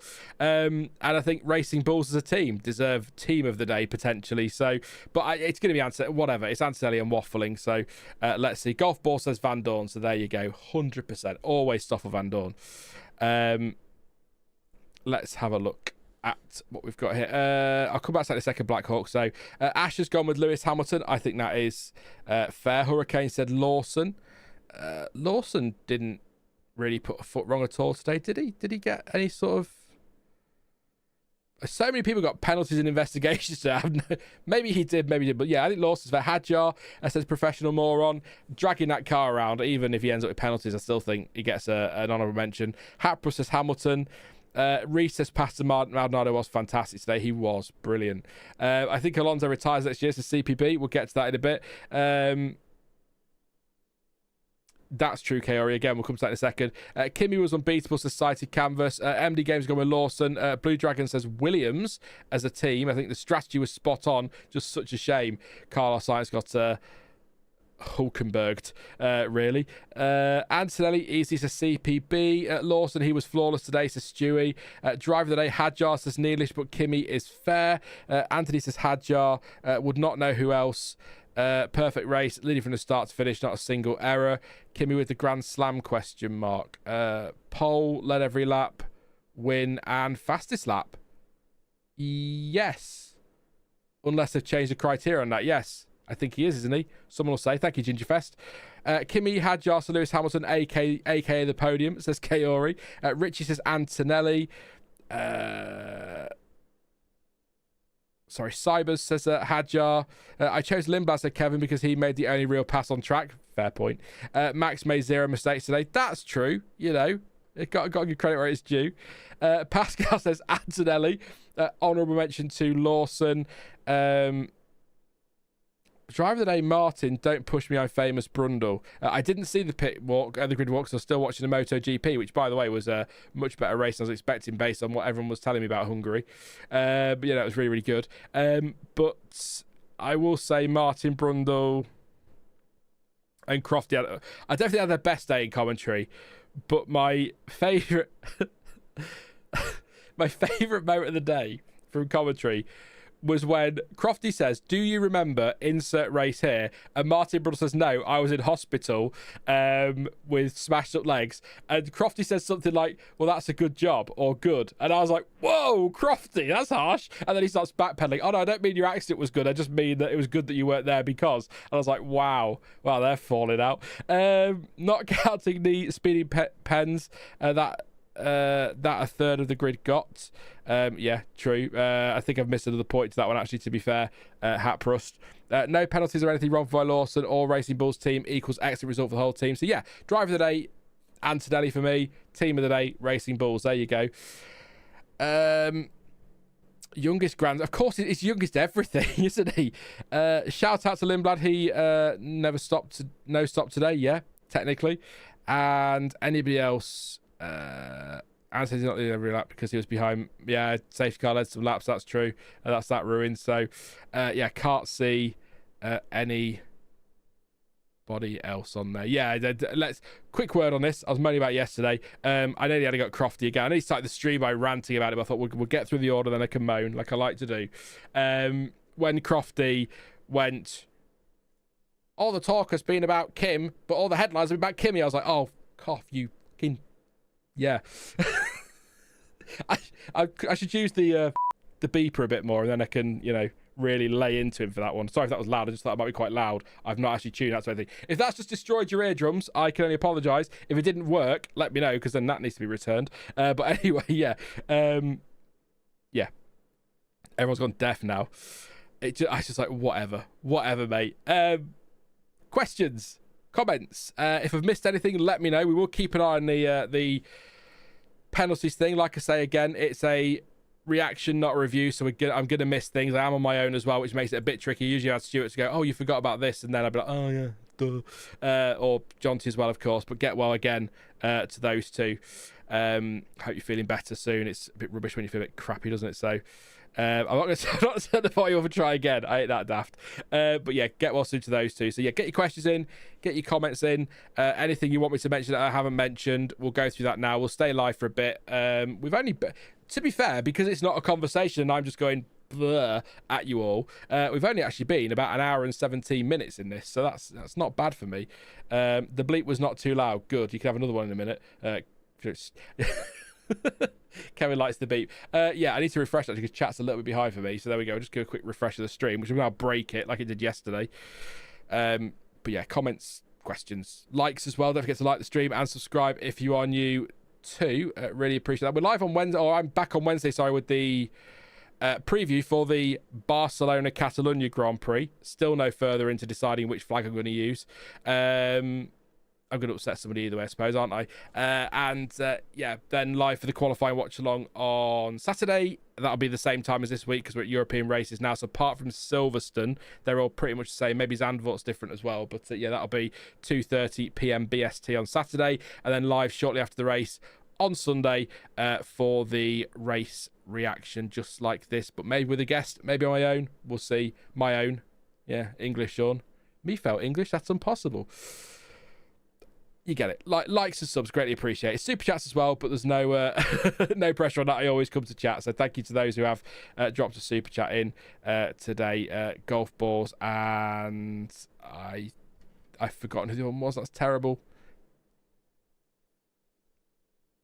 I'm going to have a look because it's not fair. Yori. Your course is Yori. There we go. I got there in the end. But yes. And Moto G, Sean, coming soon. Question mark, says Ash. Probably not. My knowledge isn't great. I now know more riders than I did 6 weeks ago, which is a bonus. But actually, a lot of people get really annoyed about MotoGP and don't understand why I've started watching it, but I'm quite enjoying the racing. There's some pretty horrible moments. The Alex Marquez crash. Barcelona was horrendous. Not fun to watch. I shouted loudly when it happened. So, but yeah, no, it's been great fun. A great, really enjoyable race today, actually, before the F1. I think it finished. I think I managed to get over to F1 just the music was kicking in, so it was well timed. Alpine have just released a statement requesting right of review for the pit lane speeding pen, says Black Hawk. So let's go and have a look and see if I can get that up so we can have a read of that.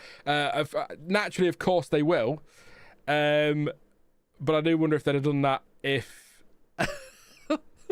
if they finished 18th or something like that. So, okay. The statement is pretty much what Black Hawk said there. After the result of today's Monaco Grand Prix, BWT Alpine Formula 1 team can confirm it has requested a right of review from the FIA following the penalties applied for pit lane speeding. I would be very surprised if that comes to anything. We know what the FIA like with their right of review. But if there is some sort of issue in the system, that might give them a shot. That's what I was going to check, wasn't I?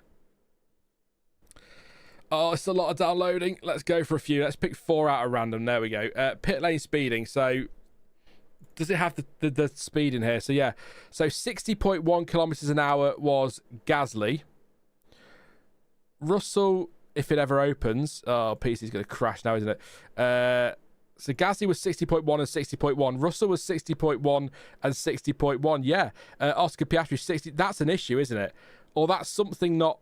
Yeah, that's not drivers driving too quickly through the pit lane as such. There's something else going on there. For every single... thank you again, Reese, for pointing that out earlier. But if every single driver that's got a penalty or whatever... Let's try Colapinto as well.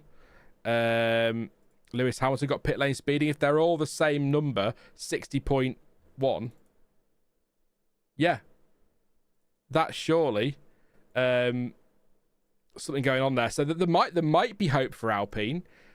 But these rights of reviews don't tend to go anywhere. So, yeah, there's something going on in the system that I say system. The system might be fine, but because of the line the drivers are taking on the way in, that may be causing the system to read that at the wrong speed. You know, it's saying, well, they weren't in the pit lane long enough, so they must have been speeding by this very tiny specific amount. So the system might be working, but it doesn't account for the tighter line on pit entry, if that makes sense. I don't think the system's broken. I just think something's gone wrong somewhere. I thought there was at least one that was 0.4 over.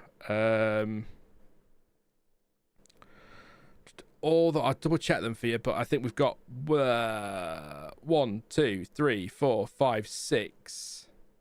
I feel like there's more than 6, but I've got 6 documents. 1, 2, 3, 4, 5, 6. Sorry, 7 documents. 7 documents I've got. 0.1, 0.1, 0.1, 0.1, 0.1. I'm not stuck like a record, don't worry. 0.1. Oh, no, there's a 0.4. Sorry, Gasly's. You're right. Gasly's second one. No. Oh, my God. I hate this sport sometimes. Gasly's. Yeah, second one was 0.4, not 0.1. So yeah, there is one. Yeah, thank you for spotting that for me. I missed the second Gasly one. I was looking at one of his Gasly ones. So yeah, 0.1 mostly, and then a 0.4. So something's got. Maybe the second one was justified, but we'll see what they say. But these rights of review, they don't tend to do too much. But if there is something going on, maybe the FIA will be a bit more.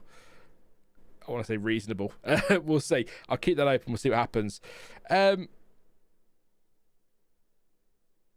even with that logic, for all to be 60 point, if they're all taking the same line, what I'm thinking is they're all taking the same line, Kaori. We know these drivers and teams are very. There are certain things, you know, when they got the garage in qualifying, they all leave at the same time because that's the time that all the computers are saying is the best time. So maybe they're all taking exactly the same line through there, and that's what's triggered it at 0 point. Something's not right somewhere, is what I would say. So we'll find out.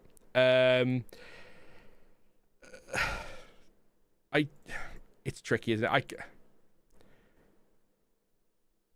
Gasly on the podium would be an incredible result. But sort of, I know from a points position it hasn't, and he'll still be if he gets it. Monaco podium finisher, but the moment's sort of gone.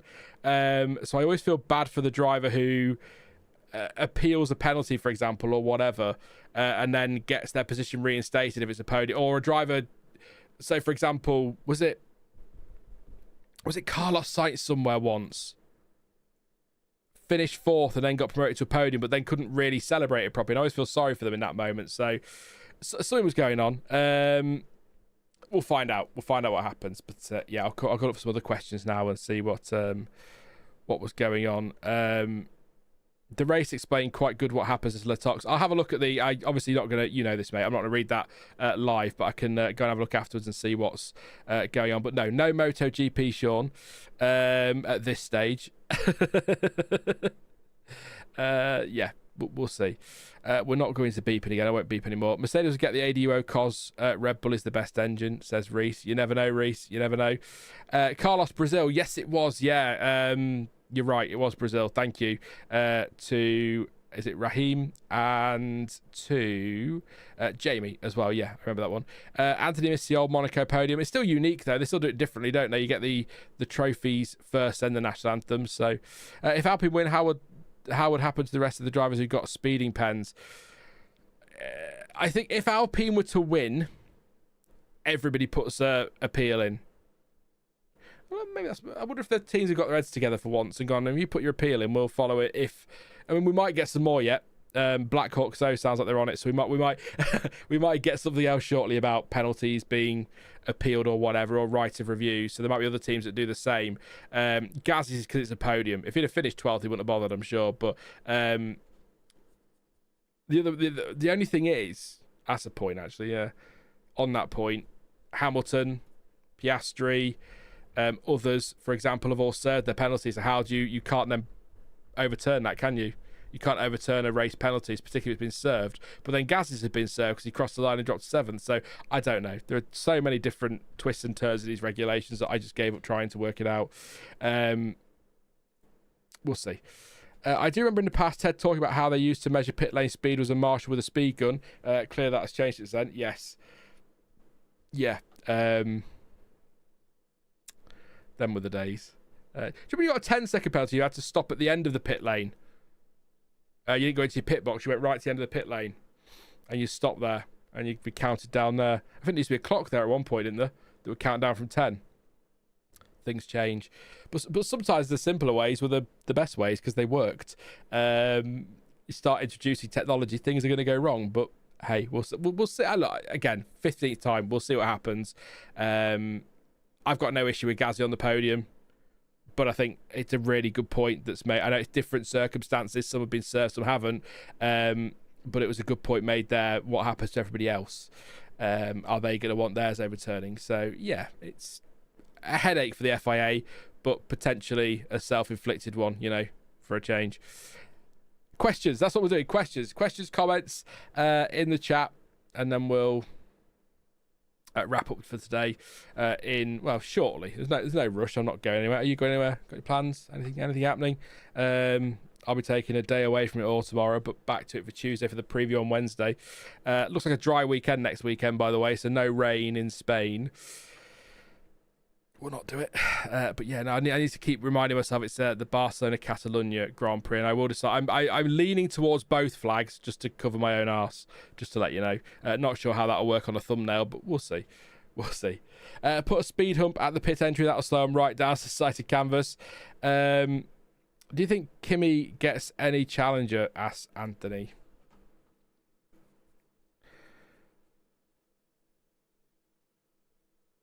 I'm not going to declare a world champion 6 races in. I'll say what I said right towards the start, which I think is a fair answer. It would take a lot of bottling or a lot of bad luck or one of the most incredible turnarounds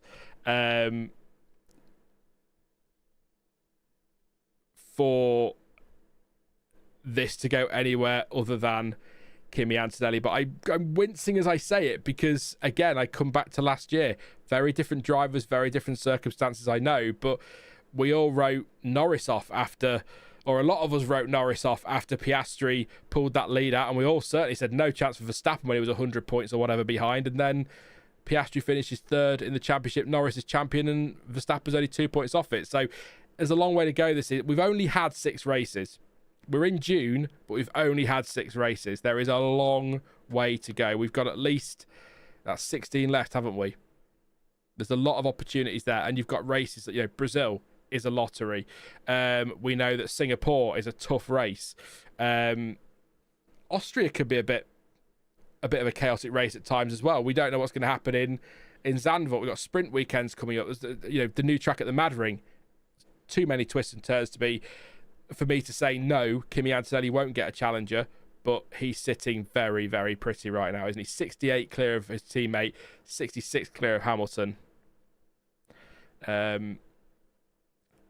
What I would say, and I think this is fair, if we were 6 races in and Lewis Hamilton in his Mercedes domination days was 66 or 68 points clear at the top of the championship, I'd probably be declaring it. Kimi's young, second season, bit of a weird season as well at this stage. You know, things can happen. Lewis Hamilton's won a lot. In fact, Max Verstappen as well. Drivers who have won championships have tons of experience. I'll be backing them for the title now. With Kimi, there's just a little bit in the back of my mind going, yeah, but this could all fall apart. And sat here today, I want Kimi to win it. I want Verstappen. I've been through this before. Verstappen, Leclerc. I'd love Kimi to win this World Championship because just the records it breaks and all the stories that come from that, and from a selfish point of view, the potential twists in the driver market. You know exactly what I mean by that, involving Juan Max Verstappen. You might have heard of him. So yeah, I'm not going to sit here and say no. Nobody can challenge Antonelli, but I'm going to say he's not quite at the I could just keep bringing it home in second place, but he ain't bloody far off, is he? in the grand scheme of Formula One. But reliability, mistakes, weather can cause all sorts of problems. You're looking today, 30 seconds clear, absolutely dominating. Track falls apart, safety car, red flag. He could have ended up losing this race today. So things like that can happen. It's how he keeps his head, and he proved today that he can. So I don't know. It's tough. It's yeah. We've got a long way to go, but I'm sort of with you, Anthony, to be honest, if I'm being honest. Yeah, I can't think of anything. Well, I can think of something worse, but we're not getting to that one. Correct me if I'm wrong, but I think Lewis came back from 60-something in 2017. He was a long way off Vettel, wasn't he, in 2017? That was helped by Vettel crapping the bed in Germany. Was that 2017 or was that 2018? Whichever. But yeah, no, he came from a way back, but that's Lewis Hamilton versus Kimi Antonelli. That's a lot of experience and world championships versus someone in their second season. But I don't want to come across as like being patronising or condescending. Oh, he's 19, but he is 19. Do you know what I mean? I sound like a big, oh, he's just a kid, he'll make a mistake, but I don't mean it like that. I just mean forget his age then. Second F1 season, rookie last year, inexperience. That's probably the better way to put it. Was the 17th year Ferrari had the mystery engine thing which vanished towards the end of the secret penalty? No, that was 2019, and then 2020. It was one of those two, and then the following year they were mysteriously awful after, and more so than Ferrari tend to be, but mysteriously awful after they got their mysterious penalty that nobody knew about, which caused an uproar, didn't it? So 2018 was Germany. Yeah, the spinning as well was spinning at Monza, I seem to recall. Fuelgate, says Kaori. I could sit here and work it all out on Wikipedia for Lewis Hamilton's biggest championship comebacks F1. Don't AI me, just give me a website for God's sake. Most dramatic title comebacks in history. That's a good place to start. James Hunt.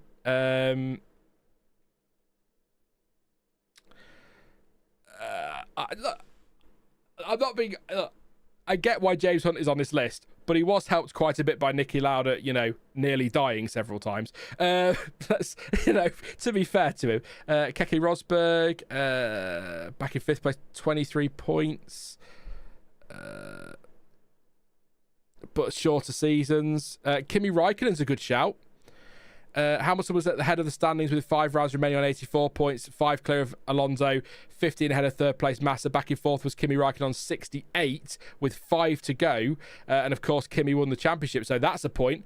Kimi involved as well. There you go.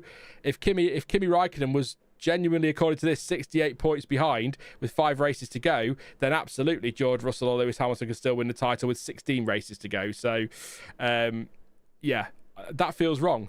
That feels wrong. Vettel in 2012 was quite a way off, wasn't he, off Alonso, I think. So he was, I can't remember what it was. It was in the 30s, I feel that was. There's no number there for that one. Hamilton 2014. Came back on Rosberg. No numbers there, though. But yeah, no, good point on Kimi Raikkonen. I didn't even think about Kimi Raikkonen's 2017. So, I'm going to read the AI thing. I don't rely on this. It's there. It could be wrong. They often are. Peak deficit for Verstappen in 2022 was 46 points. Vettel 44 points in 2012. Vettel 31 points in 2010. Hamilton 29 points in 2014.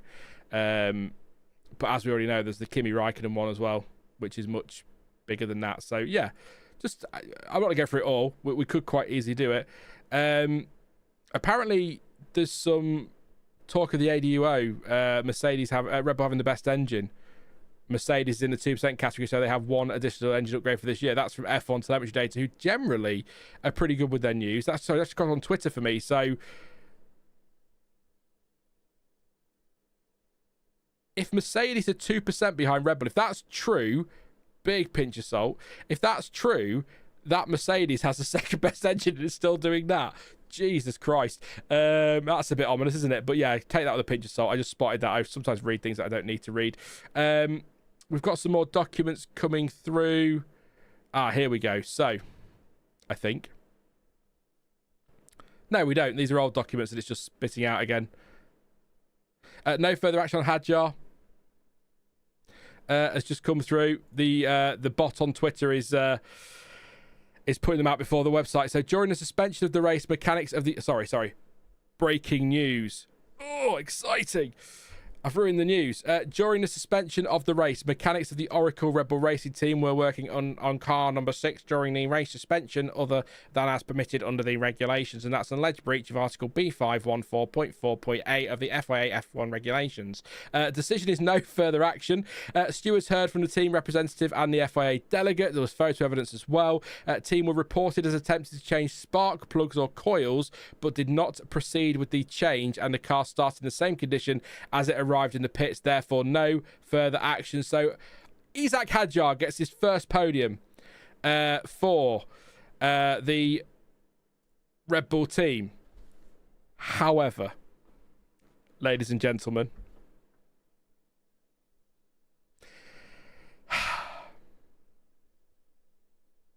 gutted.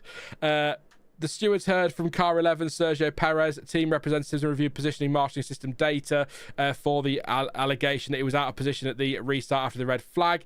Video evidence showed clearly the front right wheel of Car 11 was outside the starting box. The standard penalty is applied. Sergio Perez has received a 10-second time penalty. That's so annoying. Oh, justified because them's the rules, but good God. So, yay for Hadjar. Boo for Checo. But again, I'm not going to argue with the rules. The rules are the rules, aren't they? We can't go going, oh, but Checo's so liked and it's Cadillac's first point and Sean will be upset. So, you've got to give him the point, really. We can't do that. The rules are the rules. So, to confirm that, Isack Hadjar keeps P3, his first podium for Red Bull Racing. Sergio Perez loses his point. However, if you're a Fernando Alonso fan, you got a point. So there you go. Unless he now gets a penalty for no reason. So, it's such a shame for Checo. In better news, though, at least it came through on the stream, so we got a reaction. Ball sacks. That's annoying. Again, I'm going to say it again to anyone who's like, wow, those are the rules. I know those are the rules, but it still doesn't suck any less, does it? But yeah, so just I'll confirm that again for you. Although they're still not... Oh, there we go. Finally updated on the FIA page for me. Probably my internet being slow. Sergio Perez finished P10, receives a 10-second time penalty. That will drop him to out of the points, obviously. In fact, I think 4, 5, 6, 7, 8. He's pretty much going to be last of the finishers in the end. So that is a real shame for Checo. But there you go. And the incident for Isack Hadjar, no further action. They decided that, well, not decided, the car was still in the same spec as it was before the red flag. So they stopped doing what they were doing. So they got away with that one. He keeps P3. So are we waiting for any other decisions? We've got car 11 we've dealt with, car 6 we've dealt with, 18 that's no, doesn't matter, he's not in the race. Gasly's obviously appeal, which we won't hear anything of for a while. I don't think that could be a good few hours away. I won't stay live for that, but that means that unless something happens with the Gasly appeal or the right of review, your final result is Antonelli, Hamilton, Hadjar, Piastri, Lawson, Lindblad, Gasly, ? Albon, Ocon, Alonso, Bortoletto, Russell, either Perez, Hulkenberg, Colapinto, or Hulkenberg, Perez, Colapinto, I think. But I'm trying to do maths on the fly, so bear with me. So, that's ruined my evening. It hasn't really. Kimi won, so I'm fine with that one. And we got a Ferrari on the podium as well. Double bonus. But yeah, no, shame for Checo. Shame for Checo. Let's go to chat for reaction. I'm sure all completely reasonable reaction and nobody's crying just yet. A few people want the beeper. It nearly came out. I'm not gonna lie. Yeah. Hey ho. How the hell did that take an hour and a half? FIA things, Reese. They just do. Where are we? Yeah, a lot of no's, frustration in chat. Lewis is 40 points. We've done all that one. Apparently Red Bull have the best engine, followed by Mercedes, says Sam. So there you go. Maybe you saw the same tweet I did, or you've got the same information I have. So yeah, Mercedes have got a greater downforce. That's where I would be. So that would explain as well the comment Lewis made about the rear end of that Mercedes being really impressive. So that would be. Isack would disagree. Perez got the 10-second penalty. Lost his 10th place. Did it sound like Russell? I thought it sounded like Keir Starmer for a moment. I was going to yeet myself out a window. I mean, yeah, they tried to do a service mid-race, so fair play to them. But obviously, yeah, not allowed. Yeah, a lot of bleeps and a lot of no's. But it is a point for Aston Martin and Fernando Alonso. And I think, it's always nice to see Fernando pick up a point, but I'm just a bit gutted for Checo. Nick will always argue with the rules. We know, Nick. We love you for it. We love you for it. Soft pedal excuse didn't work for me either. No, they tried. You've got to try, haven't you? Why did George not get a penalty for his grid box? Didn't see it during the race. I think he was within the tolerances, but it's funny. There was Checo got a penalty for his first one, didn't he? And Russell didn't. But I thought Russell's, from the angles we saw, looked worse. But obviously he's not triggered whatever sensor Perez has. So we've seen before. Was it Lando Norris? Yeah, it was, because Norris jump start. Norris jumped the start in Jeddah, I think, one year. And to everybody watching, it looked like a jump start, but because he'd not triggered the sensor, it wasn't, even though it was moving. So yeah, it's all sensors. It's the same with the pit lane that we've had this weekend. It's all to do with sensors and technology going wrong. But yeah, Stewart's decided that the track caused Charles' accident, so they are reinstating his position. I think that's fair, Kevin. I would definitely give him that back. Yeah, although it would take away Hadjar's podium, so that's ooh, Sean's off looking at another stat now. Sean's just come to Sean. Bear with me. That's his second podium, isn't it, for Hadjar? Because he was on the podium in Zandvoort last year. But I'm just wondering. The last time a Red Bull driver that wasn't Max Verstappen was on the podium must have been Sergio Perez, right?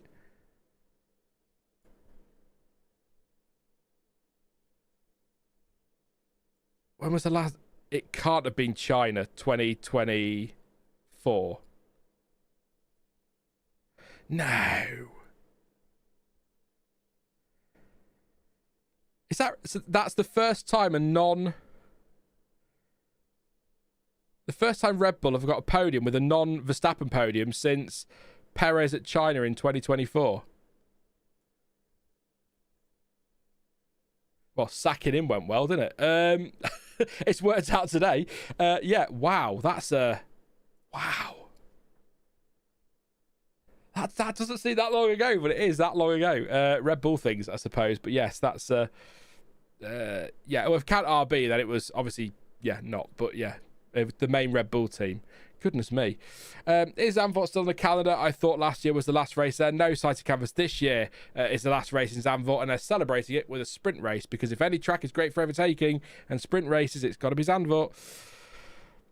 Audi have got a press. I'll read this actually while I'm waiting for any further. I'll tell you what, I'll put the call out for any further questions that you want me to answer, and we'll wrap up in about 10 minutes ish.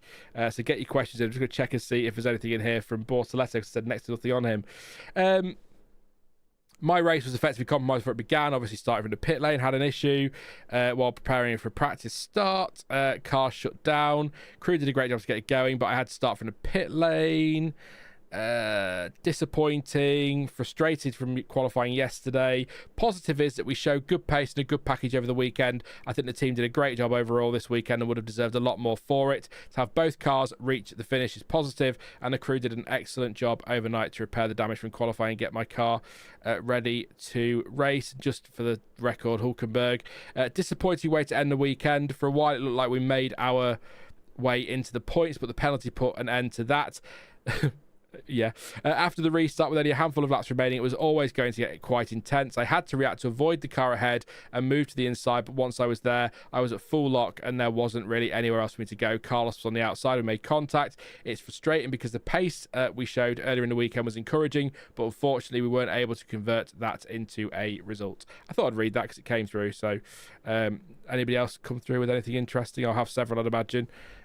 Williams... Nothing that haven't been over by the quick look there. And obviously Racing Bulls will be pretty happy with what they did as well. So, just I'll read that from Audi because I didn't really say much from Bortoletto's side of things. But yes, I will keep an eye out for...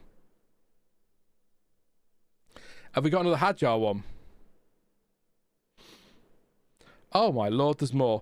I forgot about that one, Hadjar. Thank you very much. Good job. We celebrated Hadjar's podium. Wait 1 second. Don't panic, though. He also was allegedly left a gap of more than 10 car lengths behind the safety car. No further action. It was noted that a previous event, Canada 2025, race control has advised that in the interest of safety, it would allow a certain degree of tolerance in relation to such alleged breaches, as drivers were required to prepare tyres and power units. Accordingly, no further action is taken. I suspect the same is going to be said of Lewis Hamilton. Exactly the same for Lewis Hamilton. No further action for him. We knew that anyway, but that's come through. And there is another one for Checo because they're not happy kicking him while he's down. Is that actually going to download? What has Checo done now? Oh, Checo. Just go home, mate. Reprimand for driving. That was for the... that's the practice start in the wrong position at the start. So yeah, no further action for Hadjar on the safety car, no further action for Hamilton on the safety car, and a reprimand for Perez on the doing his practice start in the wrong position. But he's already got the kick in the nuts of a penalty to lose his point. So there, they're all home. Yeah, they're all done. It's all sorted. So no penalty for Hadjar, no penalty for Hamilton, for whoever else I've mentioned in there, but unfortunately a penalty for Sergio Perez, so he loses that point, but Alonso gains it. So how did you do this whole thing without a beer, says Kevin? I had a beer last night and I don't know why I felt a bit bleh afterwards, but it wasn't Caleb's exploding cider, it was just a Hawkston beer. Very, very nice beer actually, to be fair. So I didn't bother today. I normally like to have one when I'm watching a race on a European day, but not today. We asked us to answer the Zandvoort question.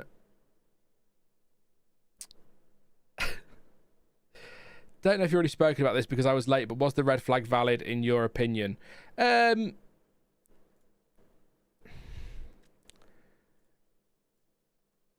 Yes. Blue Dragon. But the red flag was there for them to inspect the track. and potentially make repairs, and they just swept the dirt away and the debris away. So it was a bit like, I get why they did it, but I'd like to have seen more done. But then you can't really resurface the track in the middle of a Grand Prix. I put it on Blue Sky. I did actually think that when the red flag came out with 10 to go and the track was starting to fall apart at that point, I did think they might just not bother going again. So I think it was justified and valid because they needed to sweep all that stuff away. But if they were only going to sweep it away, I do wonder if a virtual safety car would have been fine. But then I suppose you could argue they wouldn't be able to inspect it properly. So I don't know. It probably is in the grand scheme of things, but I thought that was race over, honestly. I was starting to prepare for this. I thought, well, they won't restart now. But yeah, I think it is. A lot of people disagree, I'm sure. Let me know in chat if you agree. Yes, I've watched the 4 episodes so far of Clarkson's Farm. Oh. My God, I won't get into it. End of episode 4. Jesus, I'm 40 and I'm crying over pigs.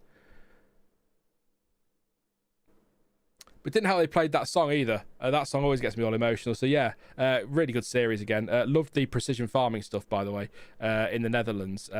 They know how to do things properly over there. So thank you, Callum. Callum says, love the channel and all your work. Have been a long time fan. Thank you very much, mate. Appreciate your support, your continued support. I'll be wrapping up shortly because we've started on other things other than F1, so I'll probably call it there. Although it is Formula Sean, so I suppose I don't have to just talk about F1, but yeah, it's sort of the premise of the channel to a point, isn't it, I suppose? But yeah, thank you for your support. To all of your support, for all of you, it's really appreciated. Apparently, Gazzy was celebrating his podium in the car. Oof, says says Jamie. I don't know why I said it that way. Did we talk about the ADU upgrades announced? Nodded off for a few minutes, lol. Have they been actually announced, Neelish? I've seen a rumour that Mercedes are going to get 2%. They're in the 2%, so they'll get an upgrade, and that others are in the 4% bracket, and the Red Bull have the best engine. So yeah, we got premature on the Hadjar thing, by the way, but he's keeping it. He's got it. It's fine. Lewis leaked it. Did Lewis leak it? I'll do a quick search on the cesspit that is shitter.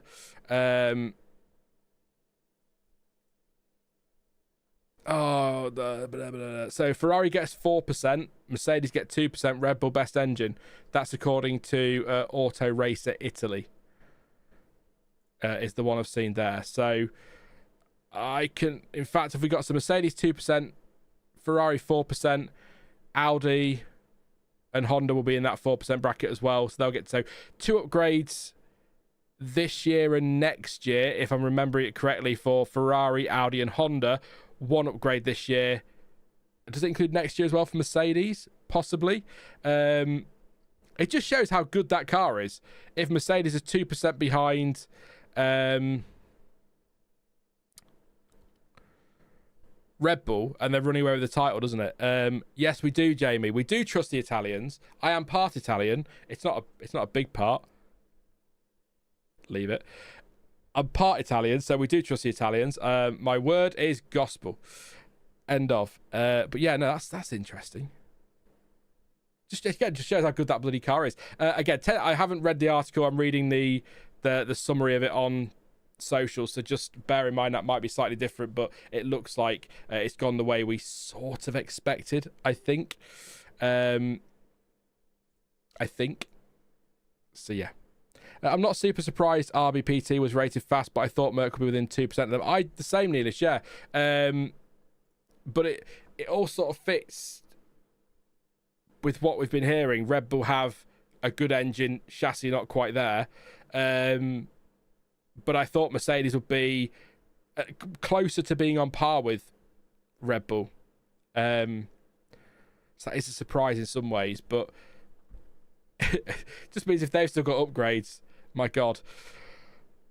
Yeah, this is going to be funny. Going to annoy a lot of people. Audi getting 4%. I think the gap, from what I was reading there, the gaps are bigger. I think Audi and Honda are further back than that, but of course the regulations are 2%, 1 upgrade, 4%, 2. So 4% or more. So yeah. Jonty's gutted about Perez getting a penalty. Yeah, it's gutting, but hey, Hadjar keeps his podium, so that's something. So, honestly, if Red Bull is that close at Monaco with a chassis deficit, that says a lot, says Jamie. Yeah, that is over one lap at the hands of Max Verstappen, anything's possible pretty much. But Hadjar got a podium today in the end, so. Do you know what, Jamie? I'm not going to go into it now. Maybe that's something for next week. I'll have a think about it this week. We could talk about it in the qualifying build-up or post-quali next week or post-race or whatever. But it's a good point, actually, to think about. Red Bull apparently have a chassis deficit, but actually were really strong this weekend. But they've got the best engine. So what's going on? Yeah.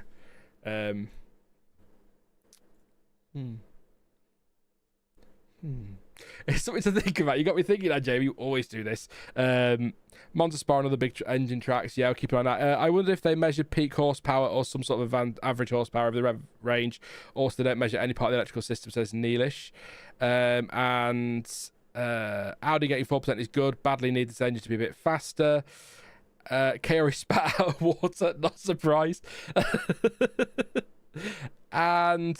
the race is also reporting it. If the race is doing it, well, let's go to the race then. And then we're going to wrap up. We are going to have to end it. I know some of you will want me to end quickly and go away. Some of you seem to quite enjoy me just rabbiting away for no reason. So let's have a look. So if they got just give me just a chart. No, I don't want to read the whole thing. So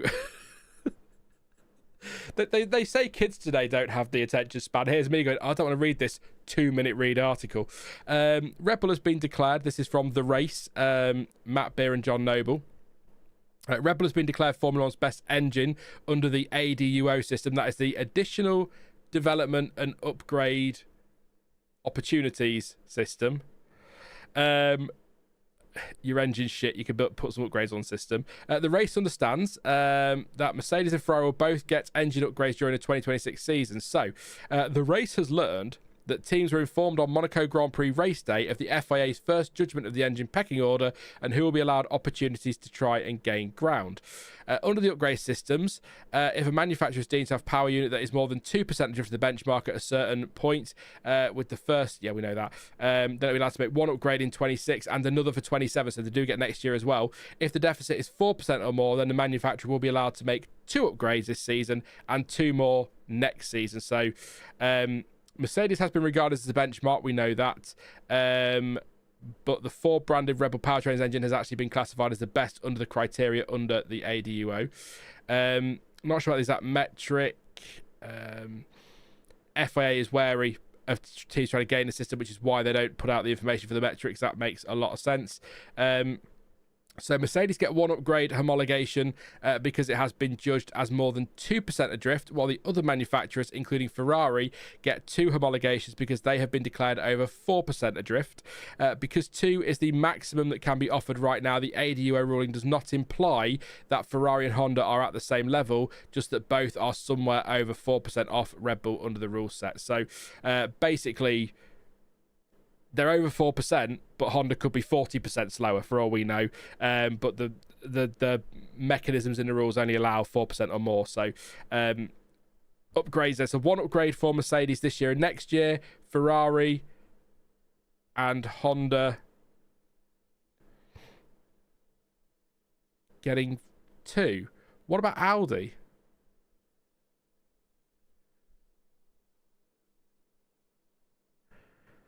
Mercedes gets 1 upgrade homologation because it has been judged as more than 2% adrift. I'm forgetting I'm live now. I'm just reading this like I would at home normally. While the other manufacturers, including Ferrari, get 2 homologations because they've been declared over... including Audi, that must be then. Yes, so it's all other manufacturers. Sorry, Audi weren't mentioned, but they are included in the other manufacturers, so that makes sense, So Audi, Ferrari, Honda are all getting 2 upgrades this year, 2 upgrades next year. Mercedes get 1 this year, 1 next year. I'm really pleased they don't make these too complicated. I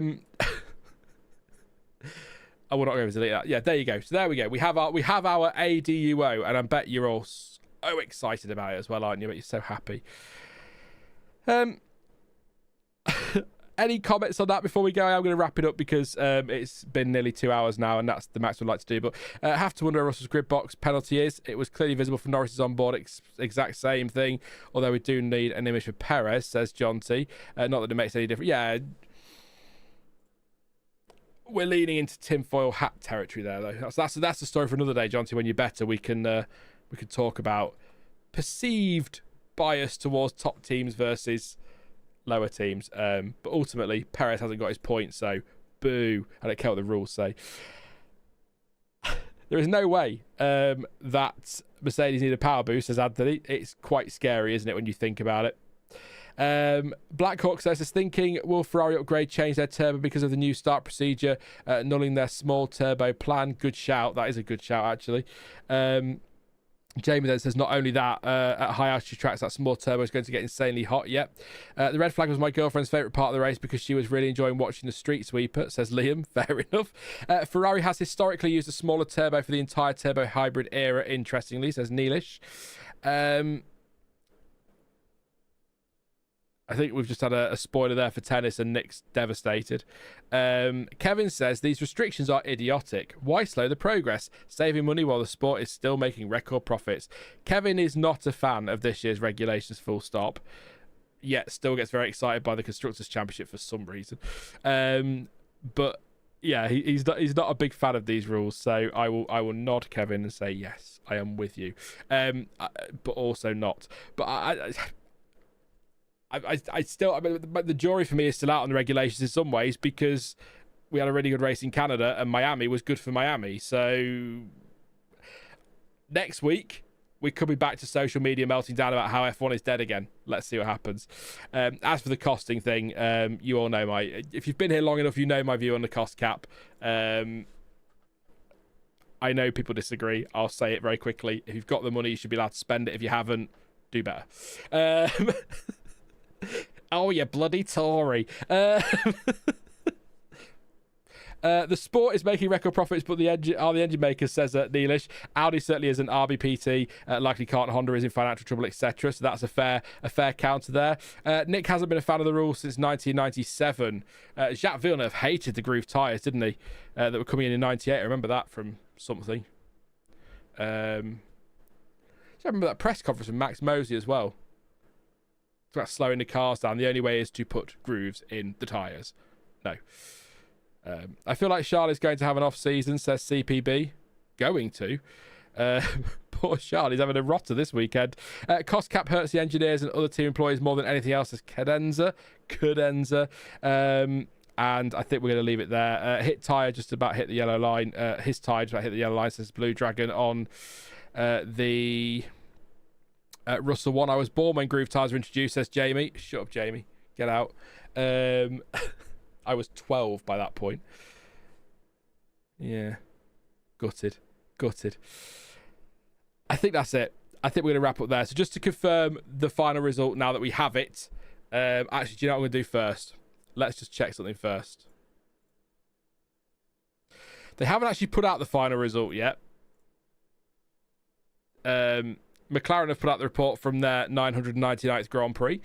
We're not going into that again. We've got the deleted race time. So I'm going to say the final result, as I understand it, at time of streaming, is Kimi Antonelli, youngest ever Monaco Grand Prix winner, 66-point lead over Lewis Hamilton, now won the race by 6.2 seconds, despite that very late red flag and restart. Isack Hadjar keeps his third place, avoiding penalties, which is good. Oscar Piastri P4, Liam Lawson and Arvid Lindblad, fantastic driving from those two today. 5th and 6th. Gasly 7th, Albon in 8th. Great strategy by Williams, but very, very good.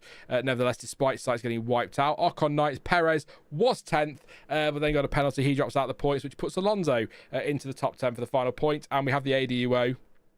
If you're interested, Red Bull apparently the best engine according to the tests that the FIA have done. Mercedes have got a 2% deficit, so they will get one upgrade this year and one upgrade next year. And everybody else, Audi, Ferrari and Honda, are at least 4% back, and so they will get 2 upgrades this year and 2 upgrades next year. Yeah, plank inspection. You wait. You wait. Jamie has one more. Go on, Jamie. Jamie can have one more question. He did this yesterday. Come on. I'm waiting for Jamie now. We'll sit in silence till he turns up. I will say, actually, Anthony, my comment there was very tongue-in-cheek, just so you know. I like to play to my grumpy old man persona from time to time. I will end this, actually. I've seen the question, Jamie. We'll finish on that in a second. So we'll just end the poll while that does that. But yeah, beer or whiskey, says Jamie. Yes. Yeah. Drop the ore. Basically. It depends on the beer, I suppose, and the whiskey. But yeah, I'd take either right now. Or generally. If you're offering to buy, that's great. Sad Mariners fan, this is a joke before anyone panics. Says Anthony just got disqualified. The FIA doc read, we need a championship fight. There you go. There's you'll end on this then. Rate the Monaco Grand Prix. 39% said good, 31% okay, great 18%, bad 12%. I'm going to make a very quick comment on this. I think and this is if my grandmother had wheels, she'd be a bike, but if that late red flag doesn't happen, I don't think people rate that highly. I would say okay. Maybe you could argue good for Monaco with what happened late on, but I would say that was okay. I don't think it was a bad race, which if you come out of Monaco and it's not a bad race, or you don't feel like you've seen a bad race, maybe it is a great race. Maybe that's the thing. But yeah, I'll go okay. Okay, right down the middle. It's a wonder my arse isn't sore, given that I sit on the fence so much on these things. But anyway, that's just who I am, even politically. Right down the middle. I'll make my decisions at elections and not before. That is it for the race reaction for the 2026 Monaco Grand Prix. A little bit longer because we got the ADUO at the end, and apparently I can't stop talking today. My other half is sat downstairs going, I'm hungry. It's dinner time. Come on. Or tea time. I'm above the M25, so, you know. I will be back anyway on Wednesday with the preview for the Barcelona Catalunya Grand Prix, then live again on Saturday with the qualifying watch along, and live with the race reaction shortly after the Checo Fab Fours on Sunday as well. So looking forward to that. It's going to be a very different weekend to this one in terms of track and in terms of how these rules work and that, so could be an interesting one. So make sure to drop a like on the stream before you go, and subscribe as well so you don't miss any future videos or live streams. But as ever, thank you for watching. I've been Formula Sean, and until next time, goodbye.